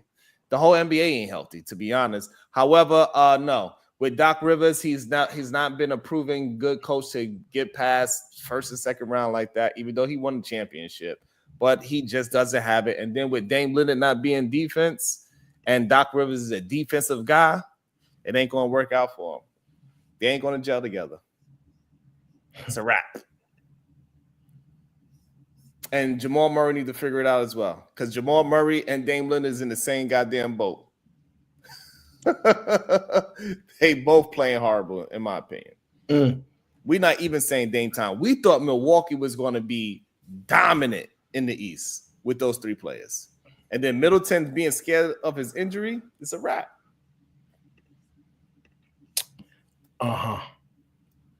Don't tell me you believe Milwaukee turned it around. Milwaukee knocked off the Miami Heat tonight without the presence of Giannis Antetokounmpo. Okay, Dame Lillard was 8 for 13 from the three-pointer, 37 points and 12 assists. He was pretty much, they had 4 players in double figures, but it was all around 10 points. He pretty much carried the team. They have a better record than the Miami Heat. I absolutely believe that they turned the season around. As far as bad as they were getting beat, they were losing. They were like 1-4. They were getting beaten badly at the beginning of the year. They looked like they didn't have an offense. They looked like they didn't have a defense. They looked like they were running around like a deer in headlights. They obviously have much more of an understanding of the offense and the defense that the coach wants to run, regardless of how great of a coach you think he is or not. He is a culture changer. That's why he was given all these jobs, and he keeps getting jobs. There's a reason for it. Whether or not we personally like it or not, there's reasoning for it. I believe they turn their season around. I believe that they will be competitive. I don't believe they have enough to knock anybody off, but I do believe the expectations were higher. I don't believe they reached expectations as far as what we think they were supposed to win the championship. No, Yeah. but I don't think they're missing the playoffs like we thought at the beginning of the year. It was that bad. So I think they turn the season around. They will be competitive. I will take them to beat the Cleveland Cavaliers in a series if they do play. The only teams that I can see knocking them off is Boston, the Knicks, and that's about it. That I would definitively give it over to them in the East. So I do believe they turned their season around. Wow. Yeah. Okay. Now here's a bonus question. This goes to you, Papi Blanco. Well, actually, no, I'm gonna start with Sharon. I'm gonna start with Sharon because he the keeps best take. Yeah, the best takes. Yeah, the best takes. Best take. Yeah, we're gonna say if you have one. Who's a better player, Dame Lillard or Donovan Mitchell? Better player. Mm-hmm. I will have to go with. I think basketball player Donovan Mitchell is going to be better. Oh. Yes, Donovan Mitchell. I think he's easier, could carry a team to stardom. And plus, it's easier to add another superstar next to Donovan Mitchell than to add a superstar next to Damian Lillard. They tried it with Dame, it ain't worked. They tried it over here with Milwaukee. They, according to y'all, they turned it around, but it ain't working. They had to take him out in the last 2 minutes of the game because he's a liability. Even though he scored those 37 points, that's cool. But because of his liability, they took him out the game, and Miami almost won. That's not going to happen. Have you ever seen Steph Curry subbed out at the end of the game? No. I haven't seen it with my eyes. Okay. Do you think Steph Curry is a better defender than Dame Lillard? Yes. They both the same defender. Because guess what? In the all-time steal list, Steph Curry is on the list of the all-time steal list. I'll tell you what, Steph happens to. This is the days when Clay used to be a lockdown defender, and then Draymond. You see what I'm saying? That's when he used to play that small lineup. They used to have Iguodala playing the 4-2, and they have Draymond at the 5. So one thing about Steph, he know how to play the lanes real good. That's when those steals come. That's called good defense, Blanco. Nah, man, you can cook with Steph, my nigga. That's called, I don't care what you say. If you one of the leaders of steals in the NBA, you could play good defense. Nobody, Dame Lillard don't got no defense prowess whatsoever. So yes, Donovan Mitchell is going to play at the end of the game. While all you got to do is have somebody expose Damian Lillard. So far, that's what we could see. And no matter if he scored 40 points in the last 3 minutes of the game, they're going to take him out because he's a defense liability. But the thing is wrong is that you're wrong with this, bro. He's not even close, man. Damian Lillard, as of right now, if Damian Lillard decides to say, "Yo, I'm hanging up, I'm done," he's a first ballot Hall of Famer today. You know what I mean? Mm-hmm. I cannot say the same thing for Donovan Mitchell. That's fine. But now the question is, if you was to take Dame Lillard and switch him out with Donovan Mitchell, are the Cavs still number one in the East? Probably not, because the system, you know what I mean? Thank you. So therefore, Donovan Mitchell is a better basketball player right now than Dame Lillard. Talent and star quality, yeah, Dame got it. It's the truth. That's all I'm speaking. I'm just speaking about how. But that wasn't the question of Aaron asked. Yes, He said, "Who's the better?" He said, "Who's the better player?" And right now, Donovan Mitchell is absolutely the better player. Absolutely. If y'all going to say Anthony Davis is a better player than LeBron James, then absolutely Donovan Mitchell is playing way better basketball than Dame Lillard. I picked Dame Lillard, bro. But I like Donovan too, but Dame Lillard, man. Dame Dollars. Aaron O cannot substantiate how Dame Lillard is better than Donovan Mitchell when he's on a losing team. It's not possible. And he's playing against a MVP, by the way. And he's playing against an NBA champion MVP. And Dame Lillard still can't figure it out. Let me ask you this. How many all NBA teams have Donovan Mitchell made? 1. How many has Dame Lillard made? 2. I don't know. I'll do those numbers out. I have no idea. Yeah, I'm about to say, nigga, you were wrong. Dame Lillard got it. And to be fair, I haven't even looked it up, but I'm gonna go ahead and throw a guess out there. At least 4. Absolutely not. Let me see. What's his name? Dame Dollars. He been in the league for a while now. You got to understand, yeah, he always came head to head with Steph. Steph got him a part of him, but he made those all NBA teams. It's three teams to begin with. Uh-oh. Tell me it is 4 or more. Uh-oh.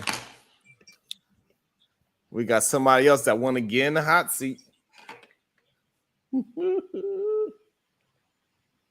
I can't find it. It ain't say. How many times? How many times he been all-time NBA? 7. All NBA. 7? Okay. 7-1. 7-1? Good day. We also got Edelman Williams that's trying to help out Blanco on the hot seat. I guess he want to talk about how bad and horrible Dame Lillard is. See, first of all, I came up here to tell y'all how much cap Sharon is on tonight. First of all, we know Dame Lillard, his production went down because he got a lot less touches. When he was out there in Portland, Oregon, he was touching the ball almost, I think it was like 20 more times. So you got to understand, you can get in the field and in the game a lot better if you got more touches. If you take Dame time right now and put him on the Cavaliers, I still believe the Cavaliers will be the top 2 teams. They have the right pieces that'll be around Dame. He's trying to be able to change his game to actually cater to other superstars. That's why we've seen a decrease in his production. I just can't believe that we're trying to say that this man is a better player. Like, he's not. He's not even close. That's insane. Dame Lillard is next to an MVP. You put Donovan Mitchell next to that MVP Giannis, the Milwaukee Bucks is going to be where Cavaliers is at. Let's not get it twisted. No. The Cavaliers is where they at because of Donovan Mitchell. You crazy. See, what would happen is he would disappear. You put him beside Giannis, he'd disappear. We wouldn't even know who he was. Matter of fact, he would have been a background player just like the rest of these players with Giannis. So let's stop it. Let's stop thinking he can touch the ball less and still shoot at the same percentage that he is. People don't understand.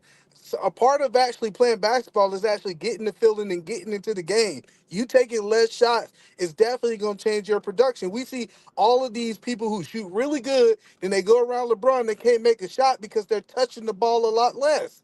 That's basketball 101. Don't shake your head like that's a true statement. We talking about Donovan Mitchell and Dame Lillard. They touching the ball about the same amount of times right now. No, they're not. See, that's how I know you ain't been watching. I can tell you right now, like Damian is not Dame time is not touching the ball as much. And that's because he's a liability on defense and they sit his ass on the goddamn bench because he can't guard nobody. Okay, so you believe Donovan Mitchell is a better defensive player than Dame time? Absolutely. He actually plays defense. Okay, I think you've been smoking that stuff. I told you about smoking that stuff late at night. No, he don't play no defense. He don't play. Show me the clip. I want you to go through your Rolodex. Show me the clip of him playing defense and locking somebody down.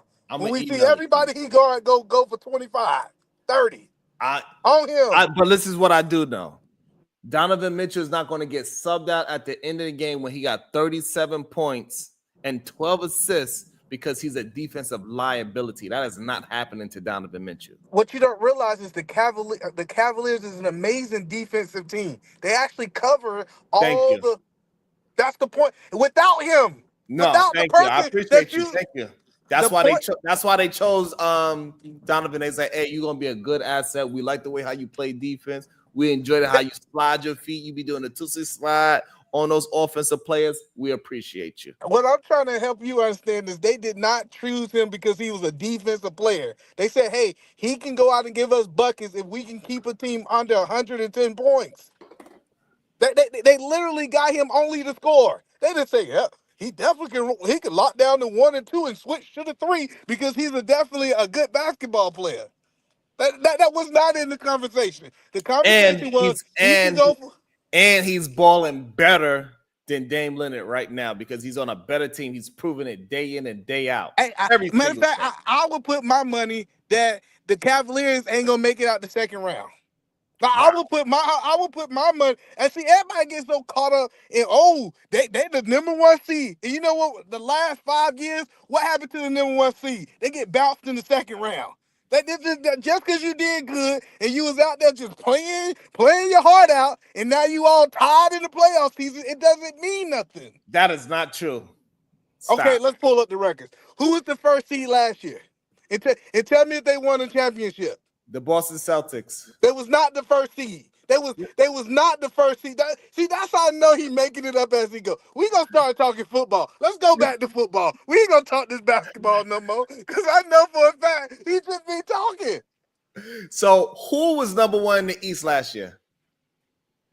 Pull it up. I'm driving. I know it wasn't the Boston. That's what I thought. You don't know what you talking about. It was definitely Boston. Boston. It was definitely Boston. Yeah, it was definitely because you got to remember Boston. They were like almost unstoppable at home. Yeah. They had sold up the playoffs early on before anybody else. I think they clinched first. Yeah, long time. They definitely were first. I don't remember who was 2. It could have been Philly, maybe. Could have been Philly. No, they was number 1 in the whole league. They had the best record in the whole league. No, you know what? It might have been the Bucks. The 2 seed. Boston had the best record in the league. No, they did. I just said they had the best record in the league, but I'm saying who was 2. I think it might have been number 2. Okay. Could have been the Bucks. I was just letting Edelman, even though he said it with a whole lot of passion and everything. I just want to let him know he don't really know what he's talking about. But that's how you can sway. That would have worked though. It sounded good. It would have worked because you was. Aaron, you was gassing it too. You was like, well, you doing your little head movements, acting like he was correct and all that. I seen it. About some of the things he said, I think he was correct. Well, he was absolutely wrong because it shows that he was actually talking about himself when he said somebody's just talking. The number 1 team absolutely won last year. They absolutely did. And the majority of the time, and guess who won the year before? The number 1 team, the Denver Nuggets. So I got it. Can y'all hear me? They was also Aaron. I believe also they was number 1. Hold on. Y'all can hear me, right? Man, let's stop. Let's just stop. Aaron, can y'all hear me? Barely. Yes, sir. Who was the number 2? Who I was the number 2 team? Let me tell y'all. Let me tell you, New York, the Knicks. The Knicks was number 2. The Knicks. See, I get what he's saying. Okay, he can say Boston was this great team last year. Number 2 was the Knicks. You know who? The Knicks was not number 2 last year. Look at it. I'm looking at it right now. Knicks was number 2. Bucks was number 3. 50 wins. And who did they lose to again? Oh, but they lost to injury too a little bit. No, they got bounced in the first round. No, they did not. That's what they did. They did not get lost in the first round. They definitely got out the first round. It was a big thing that everybody was talking about. Was it against Indiana? I think they lost in the second round. I don't remember. The point that I'm saying is number 2 was the Knicks. Number 3 was the Bucks. Number 4, you know who number 4 was? The Cavaliers. How far did they go with his so-called superstar last year? What happened? What happened, Sharon? Sharon, tell me what happened to your superstar. So Sharon lost to I don't know. They lost. Sharon is still wrong. The Bucks are like the Cavaliers are not winning nothing. Like I said, I'm taking every single bet. The Cavs are not winning the championship next year. I'm taking every single bet. Hey, I would take you up on that bet. Depends on later on in the season. I don't want to depend on that. You talking that mess with your chest now? Stand on that. I'm taking all bets right now. I got to see how they show and prove that they can maintain they start them. They gotta maintain their record, and then we could talk. But as of right now, we understand. I can't believe the NBA, in the any NBA Cavalier fan especially, that is putting their chest out and LeBron is not in the arena need to be ashamed of themselves. in the NBA for sure, it is always the top 4 teams that's going to win the NBA championship. All right, cool. So let me ask you this question. What about them? What about them? You know what this Cavalier thing is going to be? Do y'all remember when the Raptors used to be the number 1 seed, number 1, 2 seed? So LeBron used to stomp their head out when they used to get to the Eastern Finals. Remember those? You mean when LeBron learned that I don't need to win every single game, I ain't got to go 82-0. I'm gonna cut like at the end of the year, I'm gonna take some games off, rest for the playoffs, while other teams is like, nah, I need every game. Yeah, I remember that. Yeah, I remember the Raptors going to like. They got the best record at least for like 2-3 years in a row, like with the Rosen that number being their best player. I think Atlanta might have had a good record one year with Al Horford and them boys. That happens too. That happens too. He didn't know. They got smoked too. Yeah, because LeBron won the East for like how many years in a row? Like 8 or 9. Every year he was there, and he never was the top seed ever. He has never been the top seed. He absolutely has. Okay, so hold on. Wait. Stop. He absolutely has been the top seed before. We're not going. Yeah. What year? Yeah. And but also listen, we understand that 15 years. No, we also understand that LeBron. No. Listen, no. You ain't got to let me out. Nothing. Are you saying they never was a top seed, or you just want to know the year that they were? I'm talking about when he was with the Cavaliers. They never was the top seed. Ever. Yes, they were. Either man, I want you to keep your money because we boys. I need you to keep your money. But I know my sports, brother. I'm trying to save you. They had the number 1 seed. They didn't win that year. I'm just telling what year? What year? The year that Kyrie got hurt. I'm pretty sure. I don't remember the year, but I remember they won. I remember they won 60 games or something like that. I'm pretty sure. We talking LeBron before Miami, right?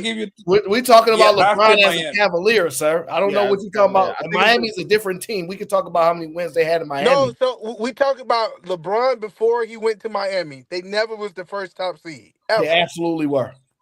When? I'm willing to take all bets on that. Absolutely, every single bet I'm willing. I got $2.87. I take that bet. 3 pesos. I take that bet. I got 3 pesos that you look up the year right now that LeBron James was the number 1 seed coming out before he went to the Heat. I want to see this. Maybe 2009. No, let him Google. He got the Google. Boston. And I want you to pay me in pennies. I'm gonna send you my address, and I want you to mail me all pennies and make sure they roll because I know you can get them for free. Get them rollers and roll my pennies. Nope. Absolutely. 1 second, sir. But it's okay. Like even when Golden State won those years, they was. All right, here we go. I got it. Damn. So make sure you just send it. You cash app whatever you want. Here you go, right here. Cleveland Cavaliers, 2009, 2010. The Cavaliers season, they won 61 games, and they had the best record in the NBA at 61 and 21. And they lost the Eastern Final against Boston. I remember that. I remember it too, because I was there. You went there. That nigga act like he would. Nigga don't leave his house. He went there. That was a terrible day. He was there. Yo, you said I wasn't alive, sir? Are you saying I wasn't alive? What was I at then? You said what make you even made that bed, bro? That was a terrible bed, family. No, he said exactly. Mr. Park got it correct. Eat the fool, Williams. The point that I'm saying is that we ain't gonna let Aaron lie like he drove all the way to Cleveland or he was in Boston and he saw it. He was sitting courtside and he was. I never said I was courtside. I said I was there, sir. I think we got a new person to take the bad take moniker for sure. For sure. E the bad take Williams. Absolutely. So the whole point is The point that I was trying to prove, he done been to the playoffs 15 times, and Aaron only could find 1 year that he was the top seed, and it still proved my point because he I lost. could He find got another. bounced. No, he got I'm bounced. pretty I could sure find another I year was they was putting the this top all seed. together. No, I you could, gotta yeah. let me put this together. I'm in the hot seat. I'm I could co-hot find another seat year right they now. was the top seed. I was just saying Yeah, that me that too. the 60 year with. No, I don't I'm think pretty he. sure the first year when the Cavaliers met up with the Golden State Warriors, they were the top seed too. When they put that band together, he and What Kyrie year? and What the year? white boy, he got to be 15, 16. No, so you And I'm pretty sure one of the Miami years But as either well. man's question was prior to his arrival in Miami. Yeah. what year he went to Miami? That was 11, right? 2010, 11. Yep. You know, the season trickle from one year to another one, so you got to say 2010. But 11. you know that, but it really do proves my point. All jokes aside, when we went back to 2010, he was the top seed, just like the Cavaliers was there, and they got bounced. They didn't even make it to the Eastern Conference. Like being the top seed doesn't matter. Like I was joking. It absolutely means something, but I Yeah, wouldn't it say means you gonna lose. That's what it means. It means 9 times out of 10 you gonna lose. No, because you got to understand it's means a top that seed on the this- other side it too. means So that that's the si- part that you're missing. Look. Listen to what Yeah. either man just said. 9 times out of 10. This guy's He's embarrassing. It insane. means that the Bad seven take, game, that game number 7 will be at your house. That's what that means. That means you're That's gonna what it lose means. at It your means a house. lot. That means you're gonna lose at your house. No, it does not. Majority of the number one teams win in the NBA. That's just what it is. Top seeds usually win, especially in the NBA. Yes, that's a fact. Not the top 1 seed. It's rare that the top 1 seed It actually is not win. rare that the top one seed wins in the NBA. Actually, It is rare. no, it's not. So if you I just gave you 2 years that's recently happened, and you talking about it's rare. 2 out of 20. That's the point. Also, the Golden State Warriors did it. We can go back 10 years, and that will tell you the better story right there. Let me check my mail. That Houston nigga- Rockets Boston. when they won it, I believe they was pretty close to one. I'm not sure. I got the answer right now. This is The why NBA is way more it might predictable be than E. It might be E. The bad take Williams. The number one seeds win 71% of the time. So 9 times out of 10, it's not a good statement. hey, switch Poppy Blanco and either man the hot seat because then they're gonna think it's Poppy getting cooked up like this, and I don't want them to think that. Oh, he ran. He ran off. Oh no! You know why? He knew we was getting close to the show, and that's what it was, man. Oh, I told you. I mean, he sound like he knew what he was talking about. I give him that. It did sound like he knew what he was talking about, but nah. I know. It sounds like I be BSing, but I know what I'm talking about. You absolutely have no idea what you're talking about either. I'm the one that's debunking all this stuff. I'm the one that know what I'm talking about. Absolutely, you have not. no clue what you're talking Absolutely about. not. Just like how I was 3-0 last week, Oh my and God. you was 0-4. Oh, I'm sorry, 1-4. This is why the show is this good. People come here to hear me and my good takes, and they come here to hear how horrible the takes that you're going to give. This is what they show up for. Hey, Blanco, what would you say if I was 3-0 and Aaron 0-4? That ain't even accurate. That's why it's embarrassing. Why lead the man with lies like this? This is embarrassing. Hold on, Blanco. Hold on, Blanco. This is embarrassing, sir. He's back. See, you know what it means? See, I was trying to figure out how this partnership worked. I was like, why did they reach out why did Sharon say, let's do this show? Because he don't know what the hell he talking about. He said, Aaron, to make sure I don't go down fighting. He said that he'll make sure that I have somebody to fight at the end. Oh, God. That's exactly what happened. He said, Blanco hey, TV, but can you please explain me if you found out that it is we was making choices, we was making some picks on the weekend, and Aaron went 0-4 and Sharon went 3-0, what would you say? I can't believe you're going to lead to this man like a liar. I got you. I would say, let me get on camera for this. Sharon, he was guessing, and he was right.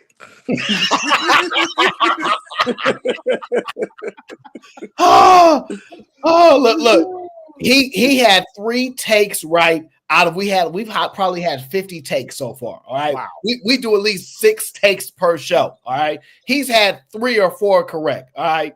He don't and he's living off his historical glory, sir. It's embarrassing, sir. It's like I remember that one time. Remember we went to the middle school championship back in '62. Absolutely, yeah. That's what you do, sir. Hey, Blanco TV, if goddamn Doc Rivers could keep a career for 1 championship, I could damn sure keep my best take brace here for 3-0 weekend. Boy, that man has made a living out of that 2009 Boston championship, man, with the big 3, with the original big 3.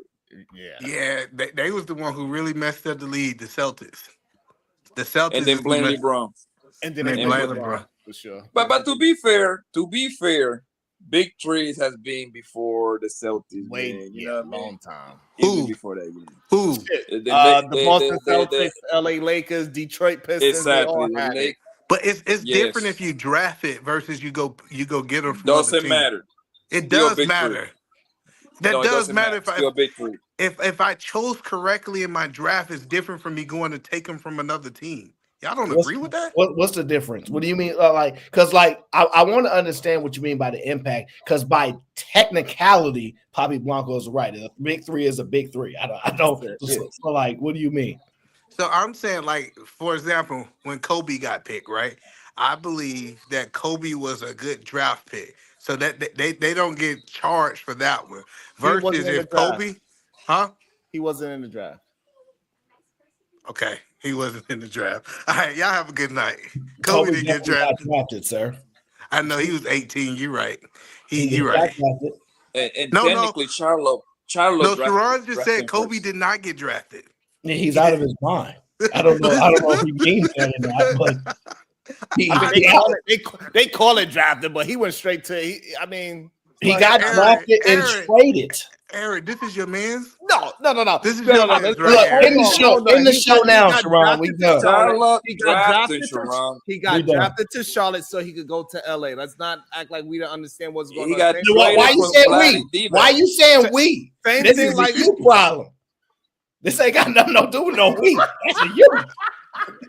You know the messed up part about it, Aaron? He said it with a straight face. I did say with a straight face. My bad. You better press that in the show button before it's off. God damn. Edom Man Will takes was so horrible. But Edom Man, you got anything else you want to say about your bad take? No, I think it